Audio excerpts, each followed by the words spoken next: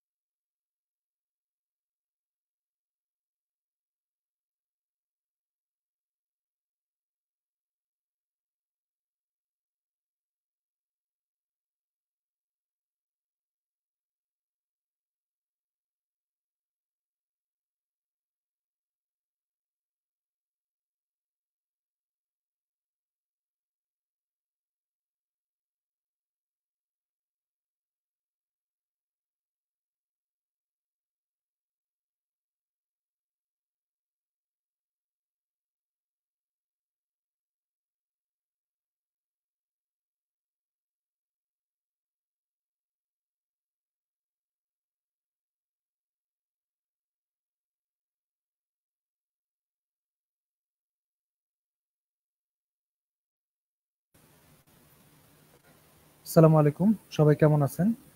আশা করি ভালো আছেন। আজকে অল্প সময়ের জন্য লাইভে এসেছি। আপনারা চাইলে যুক্ত হতে পারেন। কথা শুনতে কোনো সমস্যা হচ্ছে কিনা একটু জানাবেন। যদি কথা শুনতে কোনো সমস্যা হয় একটু জানাবেন। আসসালামু আলাইকুম, সবাই কেমন আছেন? আশা করি ভালো আছেন। তো আজকে অল্প সময় আমি কিছু আলোচনা করব, সেটা হচ্ছে উত্তরাধিকার সম্পত্তিতে নারী পুরুষ বৈষম্য কেন, ইসলাম কি আসলেই বৈষম্য করেছে এই বিষয়টার উপরে। তো রিসেন্টলি এটা নিয়ে কিছু কথাবার্তা হচ্ছে। তো আমার কাছে মনে হলো যে এই বিষয়টা নিয়ে একটু আলোচনা করা দরকার। বর্তমান যে নারী বিষয়ক সংস্কার কমিশন, সেই সংস্কার কমিশন থেকে যে সুপারিশগুলো দেওয়া হয়েছে তার মধ্যে একটি সুপারিশ হলো নারী এবং পুরুষের সমতা বিধান করতে হবে উত্তরাধিকার সম্পত্তিতে। মূলত এটা নিয়ে টার্গেট করা হয়েছে, আমি যতদূর জানি বা যতদূর বুঝেছি, সেটা হচ্ছে ইসলাম যে ফরায়েজ আইন বা মুসলিম ফরায়েজ আইন আমরা যেটাকে বলি, তো সেটাকে মূলত হচ্ছে টার্গেট করা হয়েছে। তো আহ, নারী সাধারণত হচ্ছে যেমন ছেলে মেয়ের ক্ষেত্রে ছেলে যা যে অংশ পায়, নারী সাধারণত বা মেয়ে সাধারণত তার চেয়ে অর্ধেক অংশ পায়। তো এইটাই হচ্ছে মূলত তাদের আপত্তির জায়গা আর কি, যে এখানে নারী কেন আহ, অর্ধেক বা কম অংশ পাচ্ছে পুরুষের তুলনায় বা ভাইয়ের তুলনায়, একজন বোন কেন কম পায়। তো মূলত এটা হচ্ছে তাদের এর জায়গা আর কি, বিরোধের জায়গা। তো আমরা চেষ্টা করব এই বিষয়টা নিয়ে একটু বিস্তারিত আলোচনা করার জন্য। এই আলোচনাতে যাওয়ার পূর্বে আমি একটি ভিডিও প্লে করতে চাই আপনাদের সামনে।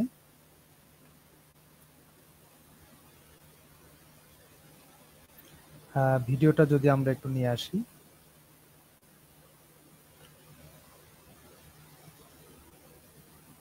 আচ্ছা, ঠিক আছে। আচ্ছা, ভিডিওটা প্লে করার আগে আমি বাংলাদেশের বর্তমান যে উত্তরাধিকার আইন যেটা আছে এক্সিস্টিং, সেইটার সম্পর্কে একটু আপনাদের সাথে আলোচনা করতে চাই বা কথা বলতে চাই।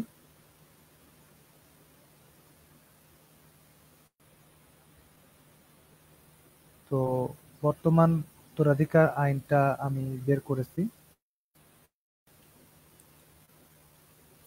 এখানে আপনারা দেখতে পাচ্ছেন বাংলাদেশ উত্তরাধিকার আইন।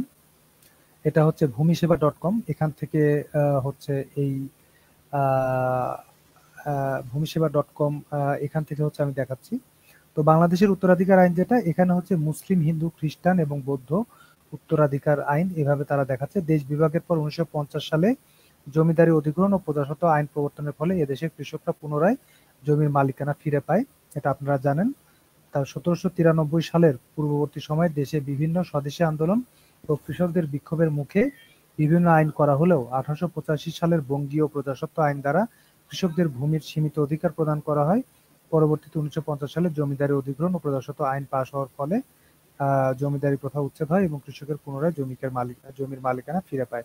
তো এইটা যদিও জমির মালিকানার কথা বলতেছে, কিন্তু এটা শুধু জমির মালিকানার জন্যই প্রযোজ্য না, বরং হচ্ছে একজন মৃত ব্যক্তি, উনি তার যে সম্পদ রেখে যান, টাকা হতে পারে, সোনা দানা বা গহনা হতে পারে, যাই হোক না কেন, সেটাই হচ্ছে এই বাংলাদেশের যে উত্তরাধিকার আইন এটার দ্বারা হচ্ছে সেটা মীমাংসা করা হয়। তো এখানে স্পষ্টভাবে একটা কথা বলা আছে, সেটা হলো কোনো মৃত ব্যক্তির সম্পত্তির বন্টনযোগ্য অংশ মৃত ব্যক্তির ধর্মীয় ব্যক্তিগত আইন দ্বারা পরিচালিত হবে। অর্থাৎ আমাদের দেশে মুসলিম সম্প্রদায়ের জন্য মুসলিম উত্তরাধিকার আইন, হিন্দু সম্প্রদায়ের জন্য হিন্দু উত্তরাধিকার আইন, আর খ্রিস্টান সম্প্রদায়ের জন্য খ্রিস্টান উত্তরাধিকার আইন দ্বারা উত্তরাধিকার নির্ধারিত হয়। তো এই কথাটা কিন্তু এখানে স্পষ্ট বলা আছে, এই যে আমি এখানে মার্ক করতেছি। তো এখানে মূল কথা হচ্ছে মুসলমানদের জন্য একটা আইন, হিন্দুদের জন্য আরেকটা আইন। অর্থাৎ এক কথায় যদি আমি বলি, সেটা হলো যে ব্যক্তি মারা যাচ্ছেন তার ধর্মীয় যে বিশ্বাস বা ধর্মীয় যে অবস্থান, সেটার উপরে ভিত্তি করেই কিন্তু তার সম্পদ হচ্ছে আহ, ভাগ করা হয়। এটা খুবই লজিক্যাল একটা বিষয়। সেটা হচ্ছে একজন ব্যক্তি যিনি মারা যাচ্ছেন, ওনার যে ইচ্ছা, উনি যেভাবে চান, একজন মুসলিম স্বাভাবিকভাবেই উনি চাবেন হচ্ছে ওনার উত্তরাধিকার যারা আছেন তারা হচ্ছে ইসলামিক আইন অনুযায়ী হচ্ছে তিনি সম্পদটা বন্টন হোক তাদের মধ্যে, তাই না?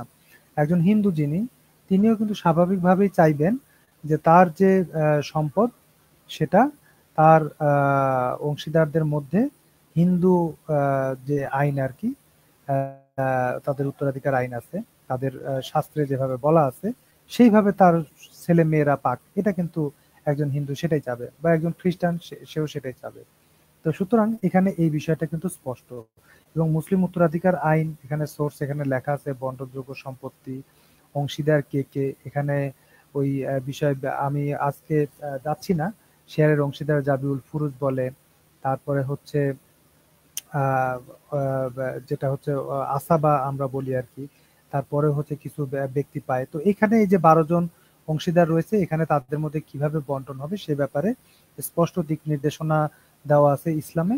ইসলাম অনুযায়ী সেইভাবে হচ্ছে অংশীদারগণ সেই অংশটা পেয়ে থাকেন। ঠিক আছে? তো এই হচ্ছে মূল কথা আর কি। এবং হচ্ছে হিন্দুদের ক্ষেত্রে আমি আরেকটু গো থ্রু করি, আপনারা দেখলে বুঝতে পারবেন। এই যে হিন্দু উত্তরাধিকার আইন, ঠিক আছে? হিন্দু উত্তরাধিকার আইন, এইখানেও কিন্তু হিন্দুদের যে মূল 4টা আইনের উৎস, বেদ, স্মৃতি, ব্যাখ্যা বা নিবন্ধ এবং হচ্ছে প্রথা, এখান থেকে আসছে। তো এই যে হিন্দু আইনে হচ্ছে হিন্দুদের যে সম্পদ সেটা হচ্ছে বন্টন হয়। ঠিক আছে? আচ্ছা, হিন্দুদের জন্য আলাদা আইন আছে। এই যে এখানে সপিণ্ড, শকুল্য, সমানোদক, ঠিক আছে, এই 3 স্তরে হচ্ছে তাদের সম্পদ বন্টন হয়। এবং এখানে যে সর্বমোট সপিণ্ডের সংখ্যা দেখেন, এখানে 53 জন লেখা আছে, কার মধ্যে কতটুকু অংশ যায় এখানে বিস্তারিত বলা আছে আর কি। তারপরে এটা হচ্ছে খ্রিস্টান উত্তরাধিকার আইন, এখানেও বলা আছে। তারপরে যে বৌদ্ধ উত্তরাধিকার আইন, এটা তাদের মধ্যে ওইভাবে বন্টন হয় আর কি। তো এই হচ্ছে অবস্থা। যেমন এই যে বৌদ্ধদের এখানে দেখেন, মৃত ব্যক্তি পুত্র কন্যা অর্ধেক অর্ধেক পাচ্ছে। এটা হচ্ছে বুদ্ধদের উত্তরাধিকার যে আইন, এই যে উপরে আমরা দেখতেছি, এই যে বৌদ্ধ উত্তরাধিকার আইন। ঠিক আছে? বাংলাদেশের যদি বৌদ্ধ কোনো ধর্মাবলম্বী থাকেন তাদের যে নিয়মে হচ্ছে ভাগ হয়, ঠিক আছে, সেটা হচ্ছে এখানে বলা আছে। যেমন দেখেন এখানে লেখা আছে, জাতীয় প্রথা বা সুদাম অনুসারে মৃত ব্যক্তির ত্যায্য সম্পত্তিতে শুধু পুত্র সন্তান নেই উত্তরাধিকার হয়, একাধিক পুত্র সন্তান থাকলে সমান অংশে মালিক হবে, তবে কন্যাগণ ভরণ পোষণ পাওয়ার অধিকার নেই। মৃত ব্যক্তির একাধিক স্ত্রীর গর্ভজাত পুত্রের সংখ্যা যাই হোক না কেন, সকালে সকলে সমান অংশে উত্তরাধিকার হইবে। ঠিক আছে? তারপর পিতার মৃত্যুর পূর্বে কোনো পুত্রের মৃত্যু হলে তার পুত্র সন্তানগণ দাদা সম্পত্তিতে পিতার অংশে অংশীদার হবে। ওই কথাগুলো লেখা আছে আর কি। ঠিক আছে? তো যাই হোক, এখানে হচ্ছে ইয়ে আছে। এবং হচ্ছে চাকমা রাজ পরিবার সাধারণত রাজার জ্যেষ্ঠ পুত্রই রাজপদ সহ যাবতীয় স্থাবর অস্থাবর সম্পত্তির উত্তরাধিকার হয়। তো এইভাবে যাই হোক বলা আছে আর কি। ঠিক আছে? এই যে 2টা উদাহরণ আর কি, মৃত ব্যক্তি পুত্র এক অংশ পাবে, কন্যা কোনো অংশ পাবে না, এরকম একটা আইন আছে। আরেকটা এখানে দেখানো আছে। এই তো আহ, আমি যেটা বলতে চাচ্ছিলাম যে বিভিন্ন আইন অনুযায়ী কিন্তু এই জিনিসটা বলা আছে। তো এখানে মূল কথা হচ্ছে, আমি যদি খুব সংক্ষেপে যদি বলি আপনাদেরকে, সেটা হলো একজন মৃত ব্যক্তির ইচ্ছা অনুযায়ী তো তার সম্পদ বন্টন হবে, এটা হচ্ছে সহজ কথা। শুধু সম্পদ বন্টন না, ধরুন একজন মৃত ব্যক্তি যিনি মারা গেছেন, তার সৎকার কিভাবে হবে, তার ডেড বডির কি হবে, সেটাও তো ওই মৃত ব্যক্তির ইচ্ছা অনুযায়ী হবে, তাই না? তো মৃত ব্যক্তি যদি মুসলিম হন, তার ইচ্ছা থাকবে হচ্ছে মুসলিম আইন অনুযায়ী হোক, তাকে কবর দেওয়া হোক। একজন হিন্দু, তিনি কি চাইবেন? তিনিও তো চাইবেন যে তার মৃত দেহ চিতায় পোড়ানো হোক, রাইট? তো সুতরাং এখানে রাষ্ট্রের কাজ হচ্ছে তার যে ইচ্ছা, সেই ইচ্ছাটাকেই হচ্ছে বলবৎ করা, বা তার ইচ্ছা অনুযায়ী তাকে, অর্থাৎ এক কথায় আমরা যেটাকে বলি না, যে একটা রাষ্ট্রের সমস্ত ধর্মের মানুষের তার নিজের ধর্ম পালন করার অধিকার আছে। তো এখানে হচ্ছে মূল কথা ওইটা, যে এখানে তার ধর্ম পালন করার অধিকার আছে, সে হচ্ছে তার ধর্ম পালন করবে যেভাবে সে ধর্ম পালন করতে চায়। ঠিক আছে? তো সুতরাং এইখানে কিন্তু সেই অধিকার তাকে দেওয়া হয়, এই হচ্ছে মূল কথা। তো রাষ্ট্রের কাজ হচ্ছে একজন মানুষকে তার ধর্ম পালন করার যে তার অধিকার, সেই অধিকারটা তাকে দেওয়া আর কি। আচ্ছা, আপনারা যদি কেউ চান যুক্ত হতে পারেন। আমাদের যুক্ত হওয়ার লিংক দেওয়া আছে, কমেন্টে দেওয়া আছে যুক্ত হওয়ার লিংক। আপনারা চাইলে যুক্ত হতে পারেন এবং আপনাদের মন্তব্য তুলে ধরতে পারেন, অসুবিধা নেই। আমি মোটামুটি আজকে ঘন্টাখানেক থাকবো ইনশাল্লাহ। এর মধ্যে যদি কেউ চান যুক্ত হতে পারেন, অসুবিধা নাই। আচ্ছা, আমরা এই পর্যায়ে ছোট্ট একটা ভিডিও আমরা একটু দেখে আসবো।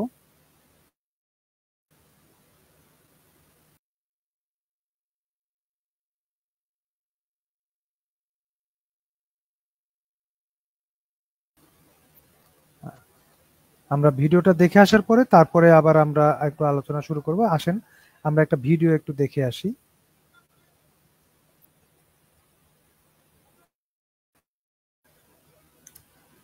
আপনারা দেখতে পাচ্ছেন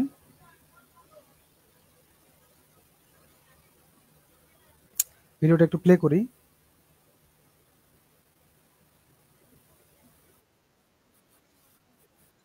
একটু শুরু থেকে প্লে।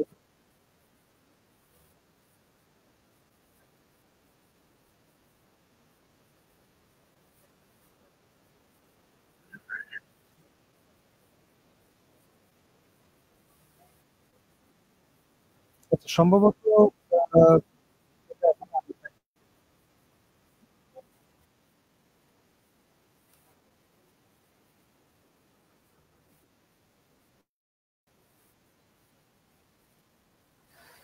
আচ্ছা, ভিডিওটা এখন আসে নাই, আমি ভিডিওটা আনার একটু ব্যবস্থা করি।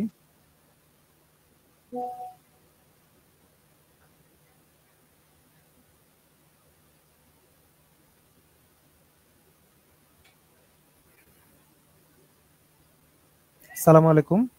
আমাদের মাঝে তুহিন ভাইকে দেখতে পাচ্ছি। তুহিন ভাই যুক্ত হয়েছেন। ওয়ালাইকুম আসসালাম রহমতুল্লাহ। ভাই ভালো আছেন না? হ্যাঁ আছি, আলহামদুলিল্লাহ ভালো আছি। ভালো আছেন? জি ভাই আছি আলহামদুলিল্লাহ, আল্লাহর রহমতে তো ভালো আছি। সব মিলায় শারীরিকভাবে সুস্থ আছি, এটা হচ্ছে সবচেয়ে বড় পাওয়া। দুনিয়াতে তো আসলে এর থেকে বড় পাওয়ার কিছু হইতে পারে না যে আমি সুস্থ আছি। হ্যাঁ, তো এটা আর কি, মানসিকভাবে অবশ্যই। শারীরিকভাবে সব দিক থেকে ভালো আছি। জি আলহামদুলিল্লাহ। মনির ভাই, হ্যাঁ তো আজকে হ্যাঁ, আপনি কি নিয়ে আলোচনা করতেছেন? আমি কি হঠাৎ করে আমি আসলে মানে খেয়াল করলাম যে একটা লাইভ হচ্ছে, আপনি লাইভ করতেছেন, এই জন্য ভাবলাম যে আসলে শুধু কি যুক্ত হয়েছেন, উত্তরাধিকার ভালো হয়েছে। সম্পর্কে নারী পুরুষের বৈষম্য এই বিষয়টা আজকে নিয়ে আলোচনা করতেছেন, তাই তো? হ্যাঁ হ্যাঁ হ্যাঁ, আজকের মূলত আলোচনা এই বিষয় নিয়ে আর কি। তো আপনার কাছে আসতেছি। আহ, এই ভিডিওটা অল্প একটু প্লে করি, একটা ভিডিও মনে হয় দেখা যাচ্ছে কিনা। দাঁড়ান, একটু স্ক্রিনে আমি নিয়ে আসার চেষ্টা করি। আহ, হ্যাঁ, স্ক্রিনে এসেছে। আমি অল্প একটু প্লে করি আগে। আপনি যদি আমাকে নিরপেক্ষভাবে এই ইসলামের আইনটা দেখতে বলেন, আমি কিন্তু আমার কিন্তু একটু মন খারাপ হয় আমি যখন ইসলামের আইনটা দেখি যে ভাই পাবে বোন পাবে ভাইয়ের অর্ধেক, অথচ একই বাবা মায়ের ঘরের সন্তান। এই যে একটা কথা, এটি মনের অজান্তে মেয়েদের মাথার ভিতর। আমি একজন মহিলা হিসেবে আমার জীবনে আমি হাজার হাজার মহিলার সাথে আমার কথা বলার সুযোগ হয়েছে, এমন কোন মহিলা পাই নাই যে যারা মনক্ষুণ্ণ না। আপনি যখন দেখেন যে ওনার ভাইকে ডাবল দেওয়া হয়, বোনকে। আচ্ছা, তো ওনার অংশটা একটু আমরা শুনলাম আর কি। তো ওনার মূল কথা হচ্ছে যে একজন মেয়ের স্বাভাবিকভাবে মন খারাপ হয় এবং উনি হচ্ছে বলতেছেন যে নিরপেক্ষ দৃষ্টিভঙ্গি থেকে উনি যখন ইসলামের আইনটা দেখেন তখন ওনার কাছে একটু মানে খারাপ লাগে আর কি। তো এটা হচ্ছে ওই যে আমাদের দেশের যারা আমরা বলি সুশীল সমাজ আর কি। তো তারা মূলত কথাগুলো এইভাবে বলেন আর কি, যে নিরপেক্ষ দৃষ্টিভঙ্গি থেকে ইসলামের বিভিন্ন আইনকে দেখলে এটা অনেক সময় একটু খটকা লাগে কিংবা একটু বৈষম্যমূলক মনে হয়। তো এইটা হচ্ছে সুশীল সমাজের মানে মিষ্টি কথা আর কি। আর যারা আমাদের ইসলাম বিদ্বেষী বা নাস্তিক যারা আছেন তারা তো অনেক মানে রাফ এন্ড টাফ শব্দ ব্যবহার করেন আর কি, এত মিষ্টি শব্দে তারা কথাবার্তা বলেন আর কি। তো এখন মূল কথা হচ্ছে ইসলামের আইন তো আসলে আল্লাহ তাআলা বৈষম্যমূলক আইন করেছেন, ব্যাপারটা এরকম নয়। তো আমরা হুজুরের বক্তব্য শুনবো আর কি। তো এখানে হচ্ছে ওনার কথা হচ্ছে নারী হচ্ছে যখন মেয়ে হিসেবে উনি যখন হচ্ছে ওই পিতার সম্পত্তিতে অর্ধেক অংশ পাচ্ছেন, কিন্তু ভাই পুরো অংশটাই পাচ্ছে। অর্থাৎ আমরা বোঝার জন্য বলি, ফর এক্সাম্পল একজন মৃত ব্যক্তি, মুসলিম মৃত ব্যক্তি যদি হন, তার যদি শুধু 2 জন উত্তরাধিকার থাকে, একজন ছেলে একজন মেয়ে ধরে নিলাম, আর ধরে নিলাম তার হচ্ছে 3 বিঘা সম্পত্তি আছে, এটা রেখে উনি মারা গেছেন, সেক্ষেত্রে ভাই হচ্ছে 2 বিঘা পাবে, বোন হচ্ছে 1 বিঘা পাবে। তো এই যে একটু বৈষম্য হলো ওনার ওনার ভাষায় আর কি, তো এই কারণে হচ্ছে ওনার খারাপ লাগছে। তো এখন এখানে একটা বড় একটা বিষয়, এই যে যারা হচ্ছে নারীবাদী কিংবা যারা সমান অধিকারের কথা বলেন, তারা একটা বিষয় কখনোই বলেন না, যেমন ইসলামে নারীদেরকে এই দায়িত্ব দেওয়া হয় নাই যে তারা হচ্ছে বাবা মাকে দেখবে বা তাদের ভরণ পোষণ দিবে, কিংবা একজন নারীকে হচ্ছে বিয়ের পরে নারীকে তার পরিবার পরিচালনার খরচ বহন করতে হবে পুরুষের সমান সমান, এরকম কিন্তু কোনো আইন ইসলামে বলা হয় নাই। একপাক্ষিকভাবে সম্পূর্ণ দায় দায়িত্ব পুরুষের উপরেই বর্তানো হয়েছে। তো আপনি কখনোই তাদের বক্তব্যে কখনো দেখবেন না, তারা কখনোই বলবে না যে আহ, এখন থেকে নারী এবং পুরুষ দুজনকেই সমানভাবে একটা সংসারের খরচ বহন করতে হবে, কিংবা নারী পুরুষ দুজনকেই হচ্ছে বিয়ের মোহর পেতে হবে, মেয়েকেও হচ্ছে বিয়ের মোহর দিতে হবে যতটুকু একজন পুরুষ তাকে মোহর দেয়, কিংবা মোহর দুজনকে উঠাই দেওয়ার মানে যেহেতু দুইজনই সমান সমান দিচ্ছে তাহলে তার দরকার নাই। ঠিক আছে, তো এই রকম কথাবার্তা কিন্তু তাদেরকে কখনো বলতে শুনবেন না। মানে ওই একটা জায়গায় ওই ওই জায়গায় হচ্ছে তাদের হচ্ছে অর্থাৎ সম্পদ নেওয়ার জন্য তারা বলবে যে হ্যাঁ আমাদের সমান সমান দরকার, কিন্তু দায়িত্ব পালনের কথা যখন আসবে তো তখন কিন্তু আবার তারা বলবে না যে না নারী পুরুষ দুজনকে সমান সমান দায়িত্ব পালন করতে হবে, এটা আবার তখন বলবে না। তো এটা হচ্ছে একপাক্ষিক। তো ইসলাম হচ্ছে মূলত একটা সামগ্রিক বিষয়। এখানে আল্লাহ তাআলা পুরো সিস্টেম অর্থাৎ নারী পুরুষের এই যে ফুল যে সমাজ ব্যবস্থা, এই সমাজ ব্যবস্থাটার কার কতটুকু দায়িত্ব হবে করতে হবে, এই পুরা জিনিসটাকে আল্লাহ তাআলা ব্যালেন্স করছেন। এখন যদি আমি একটা বিষয় নিয়ে কথা বলি তাহলে তো ওই বিষয়টাতে কখনো নারী বেশি পাবে, কখনো নারী কম পাবে, অনুরূপভাবে পুরুষের ক্ষেত্রেও একই অবস্থা আসবে। কিন্তু সামগ্রিকভাবে যদি আপনি বিবেচনা করেন তাহলে দেখা যাবে যার যেটা যৌক্তিক অধিকার, সেই যৌক্তিক অধিকার কিন্তু ইসলামে দেওয়া হয়েছে। তো আমরা এই ভিডিওটা প্লে করবো আর কি, প্লে করলে আমরা বুঝতে পারবো। তুহিন ভাই যদি কিছু বলতে চান। না ভাই, ভিডিওটা প্লে করেন, তারপরে পরে কথা বলি। আচ্ছা আচ্ছা, ওকে।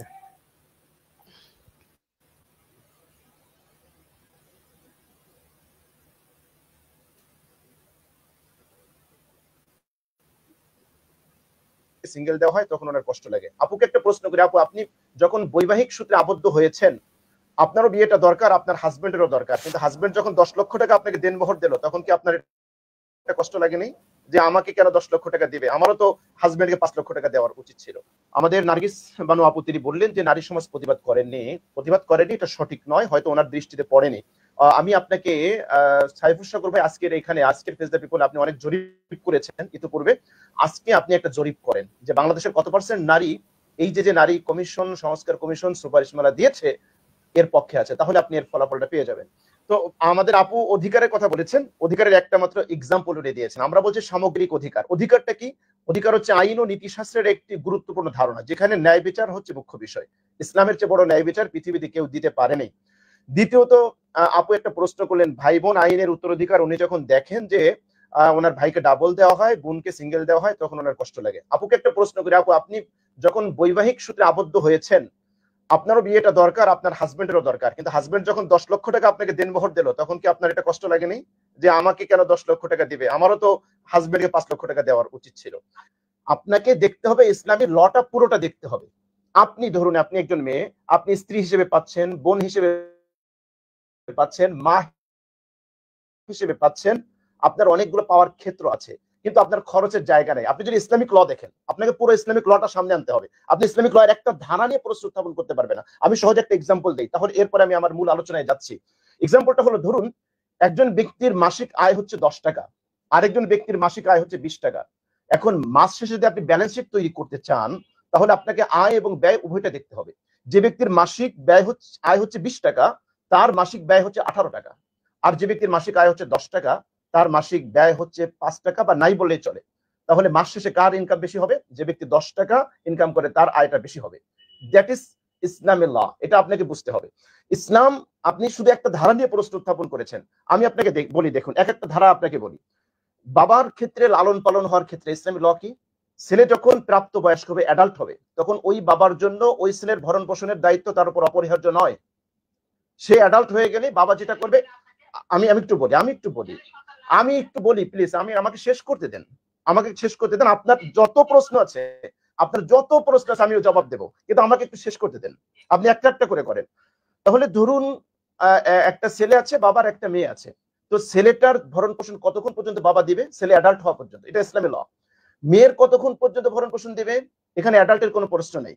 এই মেয়েটা যতক্ষণ না পর্যন্ত স্বামীর ঘরে না যাবে ততক্ষণ পর্যন্ত বাবা তার ভরণ পোষণ দিতে বাধ্য। তাহলে বাবার কাছ থেকে ভরণ পোষণ পাওয়ার ক্ষেত্রে মেয়ে অগ্রাধিকার পাচ্ছে। দ্বিতীয়, কোনো কারণে যদি এই মেয়েটা তালাক প্রাপ্ত হয় অথবা স্বামী মারা যায়, সে যদি বাবার কাছে ফিরে আসে, বাবার অ্যাবিলিটি থাকলে মেয়ের ভরণ পোষণ দিতে সে বাধ্য, বাবাকে দিতে হবে। বাবা না থাকলে ইসলামী ল কি? বাবা না থাকলে ইসলামী ল হচ্ছে বড় ভাইকে এই বোনের ভরণ পোষণের দায়িত্ব নিতে হবে। সুতরাং ইসলাম তো মেয়েদের খরচের কোনো জায়গা রাখে নাই, টোটাল দায়িত্বটা পুরুষের উপর দিয়েছে।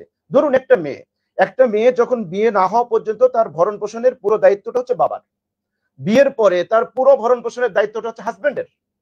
হাজবেন্ড না থাকলে তার ছেলে না থাকলে বাবা না থাকলে দাদা, যদি কেউ না থাকে, ইসলামী যদি রাষ্ট্র ব্যবস্থা থেকে এই সকল মহিলাদের দায়িত্ব নেবে রাষ্ট্র। ইসলাম তো আপনার উপরে, কোনো মেয়ের উপরে তার চাকরি করাকে বাধ্যতামূলক করে নাই। ইসলাম তো নারীদেরকে রাজরানী বানিয়েছে। এখন কোন নারী যদি সে রাজরানীর থেকে চলে গিয়ে চাকরানী হতে চায়, সেটা তো তার ব্যক্তিগত ব্যাপার। সুতরাং আপনি আমাকে বলেন যে ইসলাম পুরো লটা যদি আপনি দেখেন, তাহলে এই জায়গায় প্রশ্ন উত্থাপন করার কোনো জায়গা নাই। আপনি দেখলেন, আপনি যেটা বললেন সেটা হচ্ছে মৃত্যুর পরে। জীবদ্দশায় ইসলামী ল হচ্ছে জীবদ্দশায় কোনো ব্যক্তির একটা ছেলে আছে, একটা মেয়ে আছে, এই জায়গায়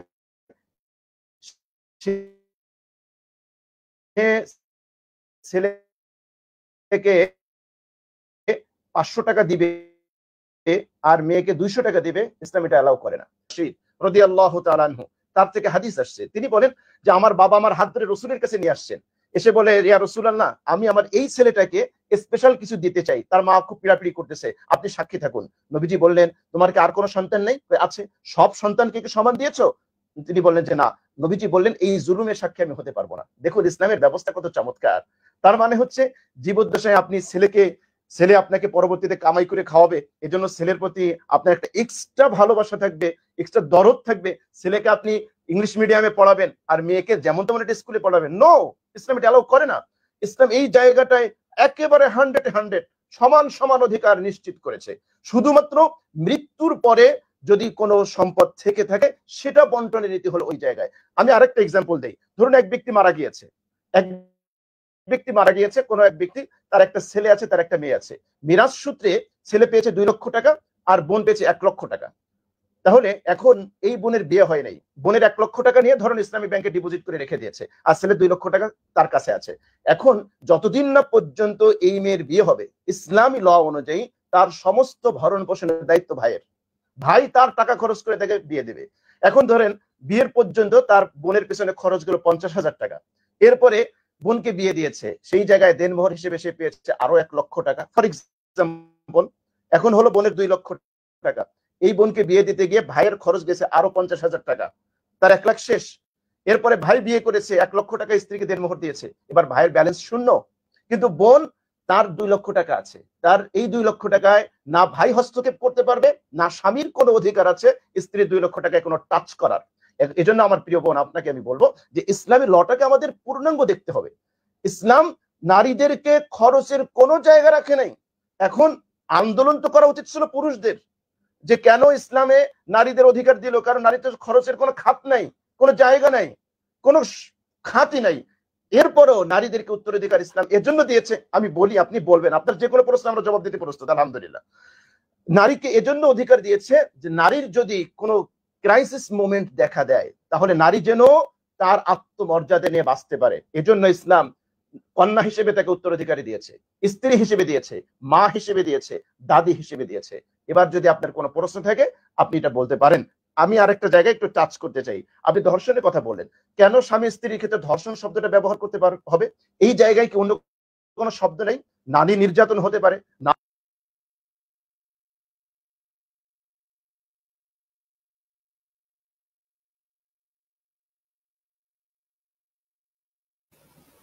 আচ্ছা, আমরা ভিডিওটা শুনলাম আর কি, সেখানে খুবই চমৎকার ভাবে উনি আলোচনা করেছেন।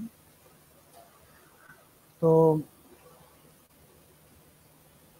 ভিডিওর বক্তব্যে আমরা আরেকটু পরে আবার আসবো, অসুবিধা নেই। তো এইখানে মূলত যে বিষয়টা চলে এসেছে সেটা হলো যে নারী পুরুষ যে সমান অধিকারের কথা তারা বলতেছে আর কি। তো এইখানে আরো একটা বড় একটা বিষয় ইসলামের দৃষ্টিতে, সেটা হলো নারী পুরুষ শুধু তো অধিকার না, অধিকারের সাথে সাথে কিন্তু আরেকটা বিষয় চলে আসে, সেটা হচ্ছে দায়িত্ব। তো এখানে এই দায়িত্বের কথাটাও উনি সাথে সাথে তুলে এনেছেন যে একপাক্ষিক ভাবে তো একটা বিষয় হয় না। অধিকার যেমন একটা মানুষের হয়, অধিকারের পিছনে কিন্তু একটা দায়িত্ব থাকে। যেমন আহ, পুরুষের ক্ষেত্রে উনি যেটা বললেন আর কি, যে পুরুষকে কিন্তু হচ্ছে তার দায়িত্ব পালন করতে হয়, তার উপরে তার পরিবারের দায়িত্ব আছে, তার স্ত্রীর দায়িত্ব আছে, তার ছেলে মেয়ের দায়িত্ব আছে, তার পিতা মাতা যদি বৃদ্ধ হয়ে থাকেন তাদের দেখাশোনার দায়িত্ব আছে। তো সুতরাং একজন পুরুষের উপরে অনেকগুলো দায়িত্ব আছে। তো তাকে সেই অনুযায়ী সেই দায়িত্বগুলো পালন করার জন্য তো তার সম্পদের দরকার আছে। তো সুতরাং একজন নারীর ক্ষেত্রে কিন্তু বিষয়টা সেরকম না, তার উপরে তার নিজের দায়িত্বও নাই, আর তার পরিবার পরিজন আত্মীয় স্বজন এগুলো তো দায়িত্ব নাই। উনি খুব চমৎকার ভাবে বিষয়টা তুলে ধরেছেন। সেটা হলো একজন নারীর যদি বিয়ে হয়, তার দায়িত্ব নেয় হচ্ছে তার স্বামী। যদি কোনো কারণে সেই নারী তালাকপ্রাপ্ত হয়ে যায় কিংবা তার বা ইয়ে কি বলে তার হচ্ছে স্বামী মারা যান, এবং সেই নারী যদি আবার ফেরত আসে পিত্রালয়ে, পিতার বাড়িতে, সেক্ষেত্রে কিন্তু পিতাকে হচ্ছে তার দায়িত্ব নিতে হয়, অথবা তার বড় ভাই থাকেন তাকে দায়িত্ব নিতে হয়, অথবা তার দায়িত্ব হচ্ছে তার ছেলেকে নিতে হয়। যদি তার ছেলে বেঁচে থাকে বা বড় হয়, সেরকম দায়িত্ব নেওয়া হবে, তখন তার ছেলেকে নিতে হয়। তাহলে এখন আপনি একটা বিষয় চিন্তা করুন, ধরুন একজন মারা গেলেন, তার সম্পদের অংশ হচ্ছে নারী পুরুষ দুজনকে সমান দিতে হবে। কিন্তু ওই যে ছেলেকে কিন্তু তার মায়ের দায়িত্বটা নিতে হবে, রাইট? তাহলে একজন বাবা মারা যাওয়ার পরে ছেলেকে তার মায়ের দায়িত্ব নিতে হচ্ছে, তার হচ্ছে মা বোনের দায়িত্ব নিতে হচ্ছে, তাহলে মায়ের দায়িত্ব নিবে, সে বোনের দায়িত্ব নিবে, সবগুলো নিবে। আর মেয়েদের কিন্তু কোনো দায়িত্ব নাই, তাদের কোনো দায়িত্ব পালন করতে হচ্ছে না, তাদের কোনো খরচ করতে হচ্ছে না।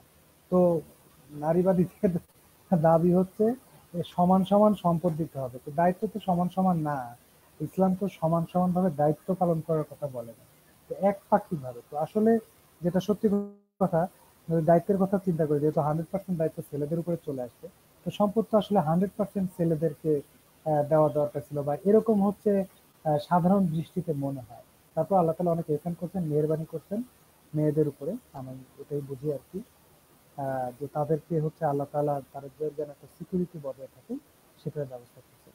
তো এর সাথে সাথে আমি হুজুরের সাথে আরো একটা ছোট্ট কথা যুক্ত করতে চাই, উনি সব কথাই বলে ফেলছেন। এই যুক্ত করার আগে আমি আপনাদের স্ক্রিনে একটা জিনিস একটু দেখাই, এটা আমি ভিডিওর শুরুতে হচ্ছে আপনাদেরকে দেখিয়েছি। সেটা হচ্ছে বর্তমান বাংলাদেশের যে উত্তরাধিকার আইন আছে, সেই উত্তরাধিকার আইনে হচ্ছে এই যে মুসলিম উত্তরাধিকার আইন আছে, ঠিক আছে, তারপরে হচ্ছে হিন্দুদের জন্য হিন্দু উত্তরাধিকার আইন আছে, যেটা দেখতে পাচ্ছেন। তারপরে হচ্ছে আপনার খ্রিস্টানদের জন্য কিন্তু খ্রিস্টান উত্তরাধিকার আইন আছে। অর্থাৎ প্রত্যেকটা ধর্মে তো আলাদা আলাদা ভাবে বলা আছে, এবং সেই অনুযায়ী একজন মৃত ব্যক্তির তার ধর্ম কিভাবে তার সম্পদ কিভাবে হচ্ছে বন্টন হবে, সেই জিনিসটা তার ধর্মে বলা আছে। সেই ধর্ম অনুযায়ী কিন্তু তার হচ্ছে সম্পদ হচ্ছে বন্টন হয়। এখন এই যে এই লাইনটা আমরা একটু দেখাচ্ছি, আহ, এই যে এখানে আমরা পেয়ে গেছি যে কোনো মৃত ব্যক্তির সম্পত্তির বন্টনযোগ্য অংশ মৃত ব্যক্তির ধর্মীয় ব্যক্তিগত আইন দ্বারাই পরিচালিত হয়। এটাই হচ্ছে বাংলাদেশের আইন। তো এখন আমার আহ, যারা হচ্ছে প্রশ্ন করেন, আমি যে কথাটা বলতে চাচ্ছি সেটা হলো, ইসলাম ধর্মকে সংস্কার করার কোনো সুযোগ নেই। অন্যান্য বিভিন্ন ধর্মের ক্ষেত্রে আমরা যেটা দেখি, তারা হচ্ছে তাদের ধর্মকে সংস্কার করে। তাদের যদি মনে হয় যে তাদের ধর্মের মধ্যে কোনো সমস্যা আছে, তারা কি করেন, ওই অংশটাকে তারা কাটছাঁট করেন বা পরিবর্তন করেন, পরিবর্তন করে তারা হচ্ছে ওই ধর্মটাকে তারা কি করেন, তারা হচ্ছে চেঞ্জ করেন বা তারা অনেক সময় নতুন করে কোনো আইনের নিয়ে আসেন কিংবা যাই হোক একটা সংস্কার করেন আর কি।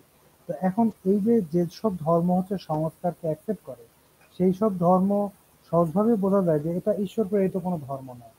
কারণ ঈশ্বর প্রেরিত যদি ধর্ম হয় তিনি তো এই সংস্কারের বিধান রাখবেন না। উনি হচ্ছেন সমস্ত জ্ঞানের অধিকারী। তো উনি তো একেবারেই যেটা মানুষের জন্য পারফেক্ট সেই বিধানটাই দিয়ে দিবেন। সুতরাং এখানে তো আসলে ওই ধরনের বিষয় আসে না যে তিনি হচ্ছে ইয়ে করবেন, অর্থাৎ হচ্ছে আহ, ভালো একটা আইন দিতে পারবেন না প্রথমেই, এটাকে বারবার হচ্ছে ইয়ে করতে হবে, কি বলে তাকে হচ্ছে সংশোধন করতে হবে, বিষয়টা তো এরকম না। তো সুতরাং সহজ কথায় আমরা যদি বলি সেটা হচ্ছে কিয়ামত পর্যন্ত ইসলাম ধর্ম আমরা যেভাবে দেখতেছি এভাবেই থাকবে, এটা সংস্কারের কোনো বিষয় না। এখন এখানে একটা বিষয় আছে, নারীবাদী যারা বলতেছেন যে আমার এইটার ভিতরে একটু প্রশ্ন আসছে বা ওনার কোনো কারণে বুঝে আসছে না যে এইটা আসলে সমান হয় নাই। তাহলে আপনার যেটা করণীয় সেটা হচ্ছে আপনারা যারা নাস্তিক বা আপনারা যারা ধর্মহীন আছেন আপনারা আরো একটা আইন তৈরি করতে পারেন এবং সেই অনুযায়ী যারা হচ্ছে ধর্মহীন হবে বা নাস্তিক হবে তাদের জন্য আলাদা একটা আপনারা আইন তৈরি করতে পারেন এবং সেই আইন অনুযায়ী আপনাদের হিসাব নিকাশ হবে। সেটা হতে পারে এক। 2 নম্বর হচ্ছে এখন তো বর্তমানে অনেক ধর্মহীন বা নাস্তিক যারা, তাদেরকে দেখতেছি তারা হচ্ছে উইল করে দিয়ে যায় যে আমার মৃত্যুর পরে আমার সম্পদ এইভাবে বন্টন হবে, বাস এটা রাস্তাও খোলা আছে, আপনারা সেভাবে করতে পারেন। কিন্তু আমার প্রশ্ন হলো আপনারা মুসলমানদের যে মুসলিম ফরয়েজ আইন, এই ফরয়েজ আইনে হাত দেওয়ার কথা আপনারা বলেন কেন? এটা তো মুসলিমদের জন্য, এটা তো অন্যদের জন্য না। এমন না যে এটা হচ্ছে কাফের মুশরিকদের জন্য। একজন মুসলিম তার যে ধর্মীয় আইন, তার যে শরীয়ত, সেটার উপরে তো প্রশ্ন উত্থাপন করতে পারেন না। একজন মুসলিম যদি উত্থাপন করেন কোনো প্রশ্ন ইসলাম সম্পর্কে, তাহলে তো উনি ইসলামের মধ্যেই থাকতে পারেন না, ইসলাম থেকে বের হয়ে যান। কেউ যদি ইসলাম সম্পর্কে একটা প্রশ্ন করেন যে আমার এই ইসলামের আইন আমার পছন্দ না বা আমার ভালো লাগে না, তাহলে তো তিনি আর ইসলামের মধ্যে থাকতে পারেন না, তিনি ইসলাম থেকে বের হয়ে যান, খারিজ হয়ে যান, সহজ কথা। তো সুতরাং আমার বুঝে আসুক বা না আসুক, যদি আমার কথার কথা আমি বলতেছি যে আমার বুঝে আসলো না, ইসলামের সব হুকুম আমার বুঝে আসতে হবে, ব্যাপারটা এরকম না, এটা স্বাভাবিক বিষয়। কারণ হচ্ছে আল্লাহ তাআলা সমস্ত জ্ঞান এবং প্রজ্ঞার অধিকারী। উনি একটা জিনিস যেভাবে বুঝবেন সেই জিনিসটা বান্দা হিসেবে আমি খুবই নগণ্য একজন বান্দা, আমিও সব বুঝে ফেলবো, এটা তো হয় না। মানুষের মধ্যেই তো অনেক মানুষ অনেক ভালো বুঝে, অনেক মানুষ অনেক কম বুঝে, মানুষের মধ্যেই কম বেশি আছে। এই কারণে মানুষের মধ্যে মতের অনেক আধিক্য দেখা যায়, এক এক মানুষ এক একভাবে বর্ণনা করে। তো সুতরাং সহজভাবে বললে আল্লাহ তাআলা যেভাবে হুকুম করছেন মুসলমানরা সেভাবে চলবে, এটা নিয়ে তো আপনাদের কোনো কথা বলার কোনো অধিকার নাই। আপনি যেটা বলতে পারেন আপনাদের মতো যারা বা যারা হচ্ছে ধর্মহীন বা নাস্তিক, যারা হচ্ছে কোনো ধর্মে বিশ্বাস করেন না, তারা আপনারা একটা আলাদা একটা আইন বানিয়ে নিতে পারেন, আপনাদের সন্তানরা সেইভাবে চলবে। আপনারা সমান না, আপনারা পুরা সম্পত্তি মেয়েদেরকে দিয়ে দেন, অসুবিধা কি? আপনারা যেভাবে চান সেভাবেই হবে আপনাদের জন্য সেটা। কিন্তু সেটা আপনারা কেন দাবি করবেন যে মুসলিমদের জন্য? এখানে আরো 2টা আইন তো আমি আরো 3টা আইন দেখালাম, বৌদ্ধদের আইন আছে, হিন্দুদের আইন আছে, খ্রিস্টানদের আইন আছে। তা আপনারা খ্রিস্টানদের আইনও কেন ইয়া করবেন, মানে সংস্কার করবেন? এটা তো হয় না।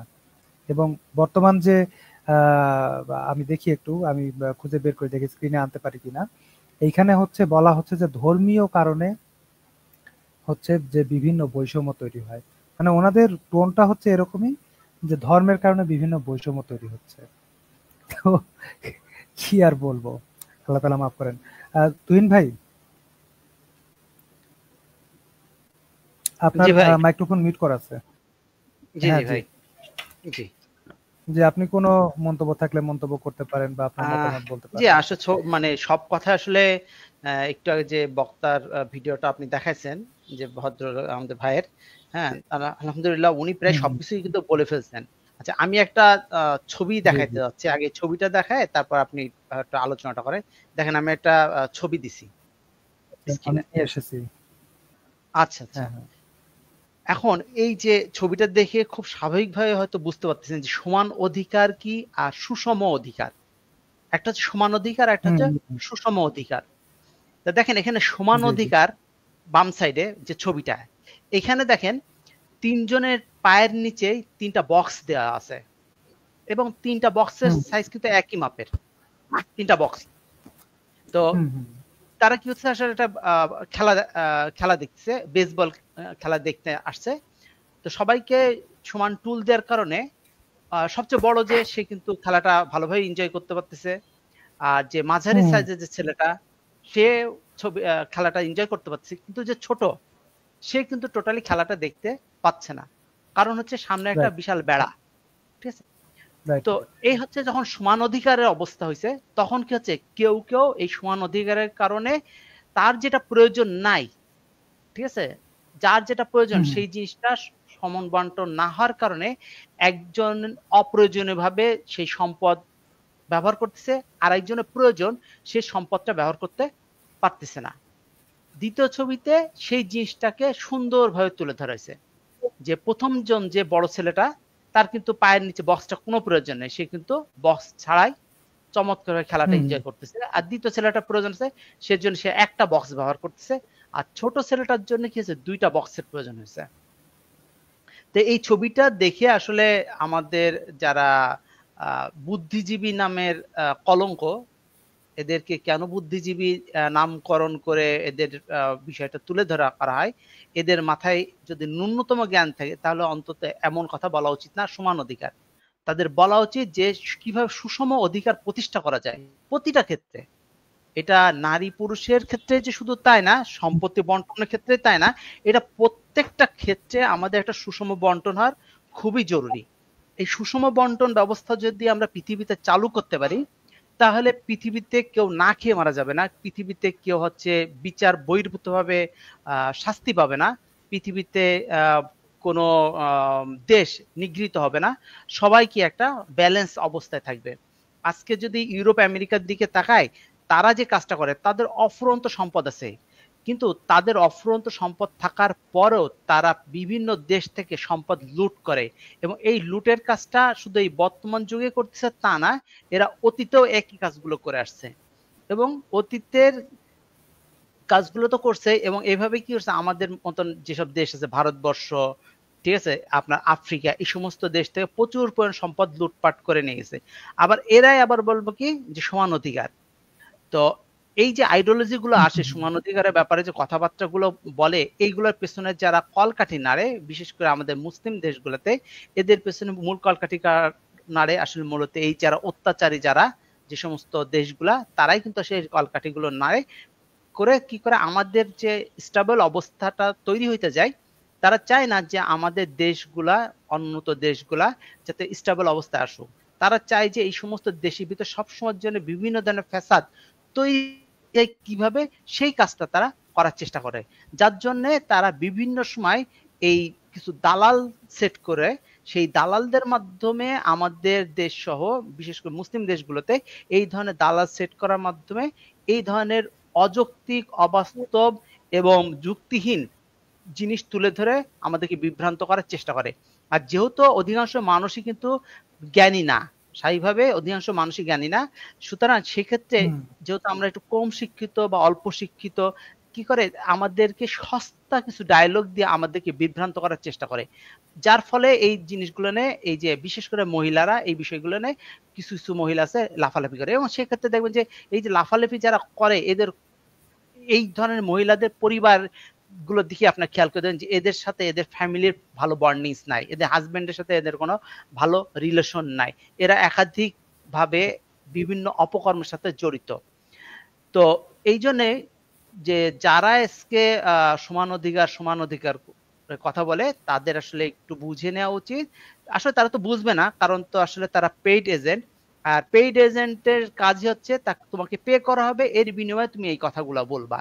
যেহেতু পেইড এজেন্ট, সুতরাং তাদের ক্ষেত্রে কখনোই তারা এটা বুঝতে নিবে না, কারণ তারা তাদের জীবনটাকে বিলাসীভাবে জীবনযাপন করতে চায়, তারা তাদের সম্পদ অর্জন করতে চায়, তারা জীবনটাকে এনজয় করতে চায়। সেক্ষেত্রে তারা মদ খাবে, একাধিক পুরুষের সাথে, একাধিক নারীর সাথে অবৈধ সম্পর্ক করবে, দামি দামি গাড়ি ব্যবহার করবে, বাড়ি কিনবে, বিভিন্ন দেশে বিদেশে অ্যাসেট ক্রয় করবে, এইগুলো আসলে মূল উদ্দেশ্য। সুতরাং এদের মুখ থেকে আপনি কখনোই মানে কোশ্চেন কালো এই পরিবর্তনকে তারা মেনে নেবে, যত যৌক্তিকভাবে আপনি তাদের সামনে এই জিনিসগুলো তুলে ধরেন না কেন, তারা তাদের যে বক্তব্য, এই বক্তব্য থেকে বিন্দু মাত্র সরে আসবে না।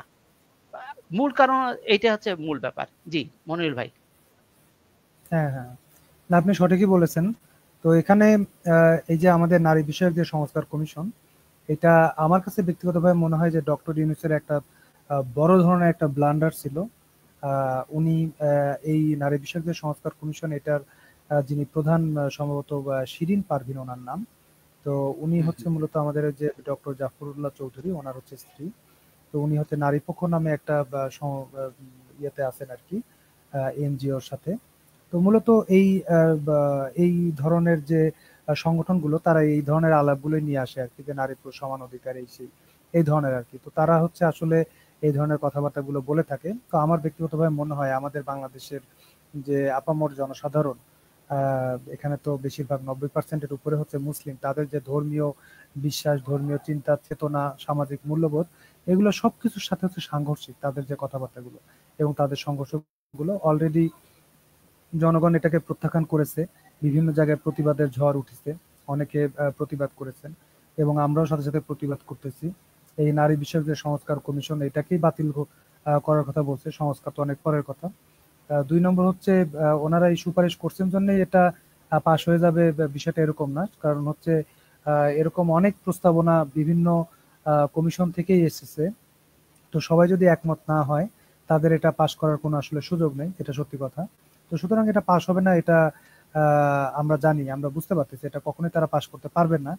কিন্তু সবচেয়ে বড় কথা হলো, তারা এই ধরনের একটা যে প্রস্তাব, বাংলাদেশের মতো একটি মুসলিম সংখ্যাগরিষ্ঠ একটি দেশে বা মুসলিম অধ্যুষিত একটা দেশে তারা এরকম একটা সংস্কার যে মানে প্রস্তাবটা যে নিয়ে আসতে পারছে, আমি মনে করি এটাই অনেক বড় একটা তাদের একটা অধ্যত্ত আচরণ।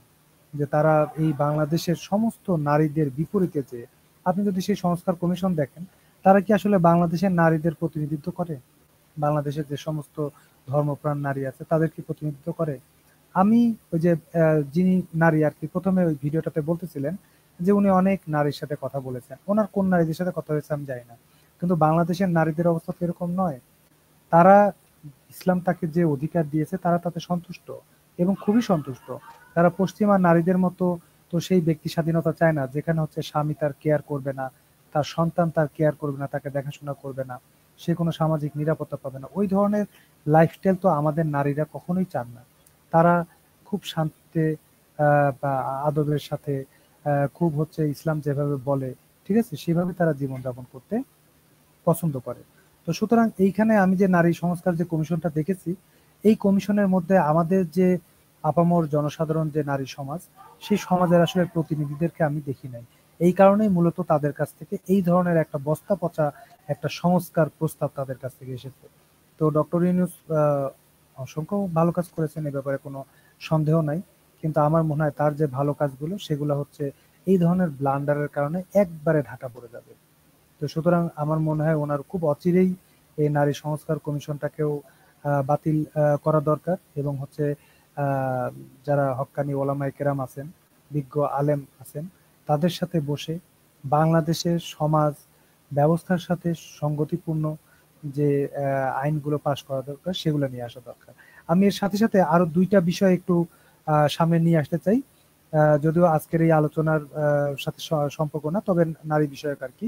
সেটা হচ্ছে, একটা হচ্ছে বৈবাহিক সম্পর্কের মধ্যে জোরপূর্বক ধর্ষণের একটা বিষয় তারা নিয়ে এসেছে। তারা হচ্ছে সুপারিশ করতেছে যে বৈবাহিক সম্পর্কের মধ্যে জোরপূর্বক ধর্ষণ সম্পর্ককে মানে যৌন সম্পর্ককে ধর্ষণ হিসেবে ফৌজদারি আইনে অন্তর্ভুক্ত করতে হবে। এটা হচ্ছে তাদের মূল কথা। তো এইটা হলে আসলে কি হবে, ধরুন আপনার স্ত্রীর সাথে আপনার একটু মনোমালিন্য হয়েছে, কোনো কারণে একটু ঝগড়া হয়েছে, সোজা আপনার স্ত্রী যে আপনার নামে একটা ধর্ষণের মামলা দিয়ে দিতে পারবেন।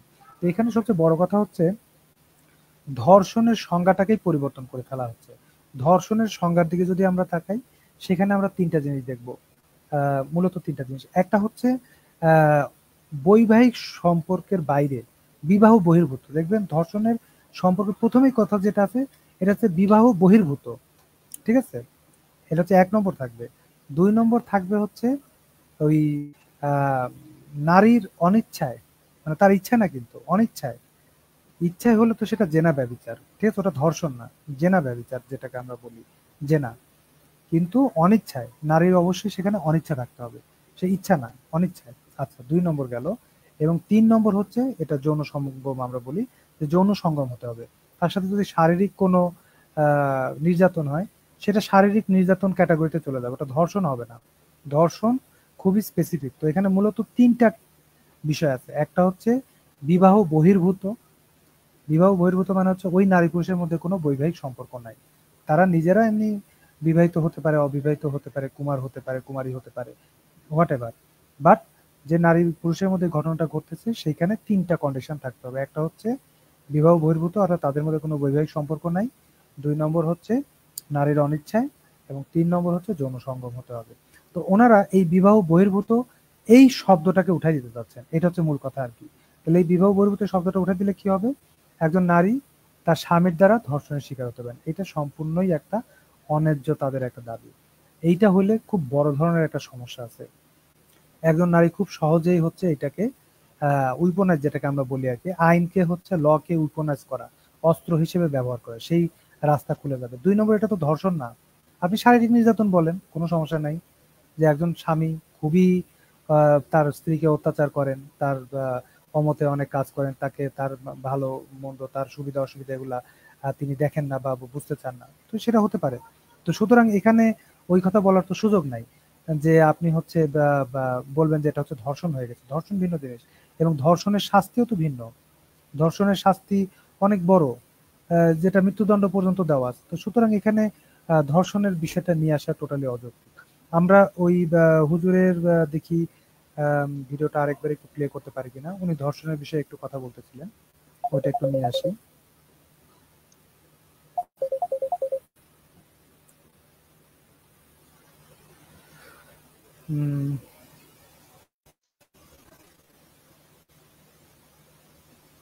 ইসলামের আইনটা দেখতে বলেন। আমি কিন্তু এখানে কোন ধরনের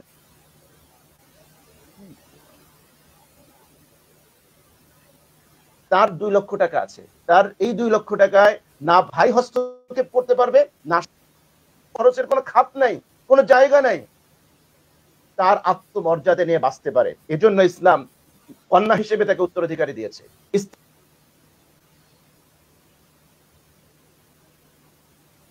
একটা দাবি আছে। হ্যাঁ, যদি এমন হয়েই থাকে যে সেখানে পাশবিকতা কিছু আছে, আমরা ধর্ষণ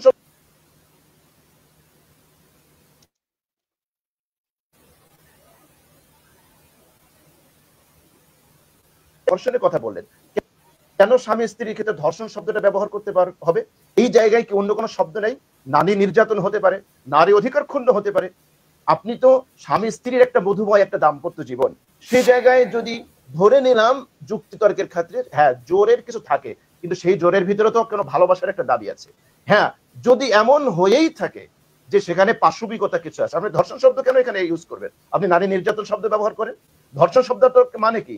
মানে হচ্ছে একটা ধর্ষণ শব্দটা সামনে আসলেই আমাদের একটা পৈশাচিক চিত্র আমাদের সামনে চলে আসে, একটা জিঘাংসা, একটা নৃশংসতা, একটা পশুত্ব, সেইটাকে আপনি এনে স্বামী স্ত্রীর এই জায়গায় লাগিয়ে দেবেন। এটা কি স্বামী স্ত্রীর দাম্পত্য জীবনকে মজবুত করবে না আরো ঠুনকো করবে? সেটা আমাদের ভাবার বিষয়। পশ্চিমা সমাজ ব্যবস্থায় আপনি দেখেন, আপনি আমাকে অনেস্টলি বলেন তো, আমাদের দেশের যে পারিবারিক প্রথা এখনো যতটা অটুট আছে, আপনি ওয়েস্টার্ন কালচার দেখেছেন, অস্ট্রেলিয়া থাকেন, ওইখানের পারিবারিক প্রথা কি এতটা মজবুত আছে? নেই। এটা মিকাইল গর্বাচেভ তিনি তার পুস্তিকা বইতে নিজে লিখেছেন। আমরা শৈল্পিক বিপ্লবের মাধ্যমে নারীদেরকে ঘর থেকে বের করে আমরা কিছুটা অর্থনৈতিক উন্নতি সাধন করেছি বটে, কিন্তু আমাদের নতুন একটা আন্দোলন করা দরকার যাতে নারীরা আমাদের পারিবারিক প্রথা আমরা অটুট রাখতে পারি। এর বিনিময়ে আমাদের পারিবারিক প্রথা ভেঙে খান খান হয়ে গিয়েছে। আজকে আপনি ইউরোপ আমেরিকার দিকে দেখেন, যখন একজন নারী বৃদ্ধ হয়ে যায় তার ঠিকানা কোথায় হয়? আজকে দেখবেন সেখানে আপনার সেখানে ওয়ার্ল্ড কেয়ার, সেখানে বৃদ্ধাশ্রম তৈরি হয়েছে। আজকে আপনি দেখেন তো, হতে পারি আমাদের অর্থনৈতিক অনেক অসচ্ছলতা আছে, কিন্তু তারপরেও আমরা আমাদের মায়েরা, আমাদের বাবারা যখন বৃদ্ধ হয় আমরা তো তাদেরকে নিয়ে থাকি। এই কালচারটাকে আপনি কেউ ডিনাই করতে পারবেন না। কিন্তু ওয়েস্টার্ন কালচার আপনি কি দেখেন, সেখানে অর্থের ছড়াছড়ি আসে বটে, আপনার কিছু কিছু জায়গায় আপনারা সেগুলো এনে সেগুলোকে এক্সাম্পল ব্যবহার করতে, এক্সাম্পল হিসেবে তৈরি করতে পারেন না। আপনাকে সামগ্রিক টোটাল লাইফ দেখতে হবে। এই আলোর মধ্যেও যে অন্ধকার আছে, একজন নারী যখন বৃদ্ধ হয় শুধু অর্থই কি তার জীবনে সবকিছু? শুধু অর্থই কি তার জীবনে সবকিছু আনতে পারে? সাগর ভাই, আপনার মনে আছে আমাদের ধানমন্ডিতে নায়ক রিয়াজের বাবা যখন পিস্তল নিয়ে লাইভে এসে আত্মহত্যা করে, আপনার মনে আছে মনে হয় তিনি যে কথাটা বলেছিলেন যে একজন পুরুষ তার জীবনে যা কামাই করে তার 10% নিজের জন্য করে না, তিনি তার 90% পরিবারের জন্য করে। কিন্তু তিনি আত্মহত্যা কেন করলেন? তার তো অনেক সামাজিক স্ট্যাটাস ছিল, বাড়ি ছিল, অর্থ ছিল, তার জীবনে একটা নিঃসঙ্গতা ছিল, তাকে সঙ্গ দেওয়ার মতো কেউ ছিল না। মেয়ে বিদেশে, ছেলে ছেলের মতো, মেয়ে মেয়ের মতো, তাকে সঙ্গ দেবে এটা ছিল না। আজকে আমাদের কালচার, আমাদের ধর্মীয় অনুভূতির জায়গা থেকে আমাদের মা যখন বৃদ্ধ হয়, বাবা যখন বৃদ্ধ হয়, আমরা তো এই শিক্ষা লাভ করেছি যে এই মা এই বাবা আমার জান্নাত। আমি একটু একটু একটু শেষ করছি। এই মা এই বাবা আমার জান্নাত, আমরা তাদেরকে আগলে রাখি, বুকে রাখি। কিন্তু ওয়েস্টার্ন কালচারে আমরা কি দেখি? সেখানে পারিবারিক কোটা ভেঙে খান হওয়ার কারণে সেখানে জাপানে আজকে আপনি কি দেখছেন, যেখানে মৃত্যুর পূর্বে একজন মানুষ, তাকে নতুন নতুন অর্গানাইজেশন তৈরি হয়েছে, তার লাশটা পরিষ্কার করার জন্য সেই অর্গানাইজেশন টাকা দিয়ে যেতে হয়, যাতে করে মরে পচে থাকলে সে সেটা পরিষ্কার করতে পারে। এটাকে তো আমরা কালচার বলতে পারি না, সভ্যতা বলতে পারি না। সুতরাং আজকে যারা পারিবারিক প্রথা আমাদের ভেঙে খান করার জন্য যারা ওগুলো আমদানি করতে চায়, আমরা তাদের বিরুদ্ধে সোচ্চার। তবে আমরা যতটা নারী অধিকারের কথা বলি, আলহামদুলিল্লাহ আপনি দেখেন নারী নির্যাতনের যতগুলো খাত আছে, যারা ইসলামের প্র্যাকটিসিং মুসলিম তাদের দ্বারাই সবচেয়ে কম। আপনি নারী পাচার বলেন, নারী নির্যাতন বলেন, যৌতুক বলেন, অ্যাসিড নিক্ষেপ বলেন, আরো তালাক বলেন, যত যা বলেন, এর সাথে যারা প্র্যাকটিসিং মুসলিম যত বেশি যে প্র্যাকটিস করবে তার সাথে এই জায়গাগুলো থেকে বেশি। কেন? আমরা জানি আমার রাসূল বলেছে তোমরা নারীদেরকে সম্মান করবে। তোমাদের মধ্যে সবচেয়ে নিকৃষ্ট ব্যক্তি হলো ওই ব্যক্তি যে তার স্ত্রীদের সাথে খারাপ আচরণ করে। তোমাদের মধ্যে সবচেয়ে ভালো ওই ব্যক্তি যে তার স্ত্রীদের কাছে ভালো। কোরআন বলছে তোমাদের যেরকম অধিকার আছে স্ত্রীদের অধিকার আছে। সুতরাং আমাদের যেই জায়গাটায় আপত্তি সেটা হলো নারী নির্যাতনের এত জায়গা আছে, সেই জায়গাগুলো রেখে দিয়ে আপনি যেগুলো আমাদের কোরআনের সাথে সাংঘর্ষিক, যেগুলো ইসলামের সাথে সাংঘর্ষিক, আমার কৃষ্টি কালচার, আমার তাহজিব তামাদ্দুন, আমার সংস্কৃতিকে তো আপনি উপেক্ষা করতে পারবেন না। এই জায়গায় এসে আপনি কুঠারাঘাত করবেন, এটা তো আমরা মেনে নেব না। আপা আমাদের কয়েকটা কথা বলে দুর্নীতির কথা বলে, আপা দুর্নীতির সাথে কি সম্পর্ক? আমরা তো স্পষ্ট ভাষায় যে দুর্নীতি করলে তার হাত কেটে দাও, কিন্তু আপনারা তো আমাদের সেই আইন অ্যাপ্লাই করার সুযোগ দেন না। ইসলাম দুই ধরনের আদর্শ দিয়েছে, একটা হচ্ছে অ্যাডভাইস আর একটা হচ্ছে দণ্ডবিধি।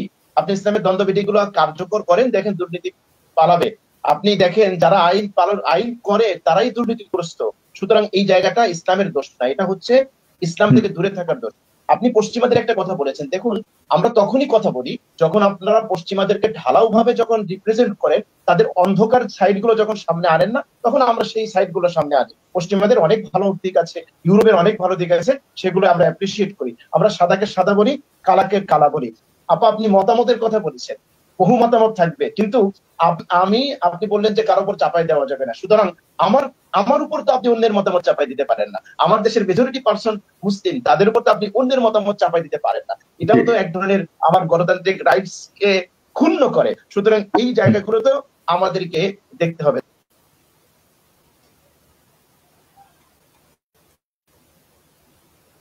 তো আমরা দেখলাম আর কি উনি যথেষ্ট সুন্দরভাবে আর কি কথাগুলো বলেছেন আর কি। তো আমরা ওই যে ম্যারিটাল রেপ যেটাকে নতুন একটা বিষয় নিয়ে আসতেছে আর কি, তো এটারও আমি আমার পোস্টগুলোতেও লিখেছি, তীব্র নিন্দা জানিয়েছি।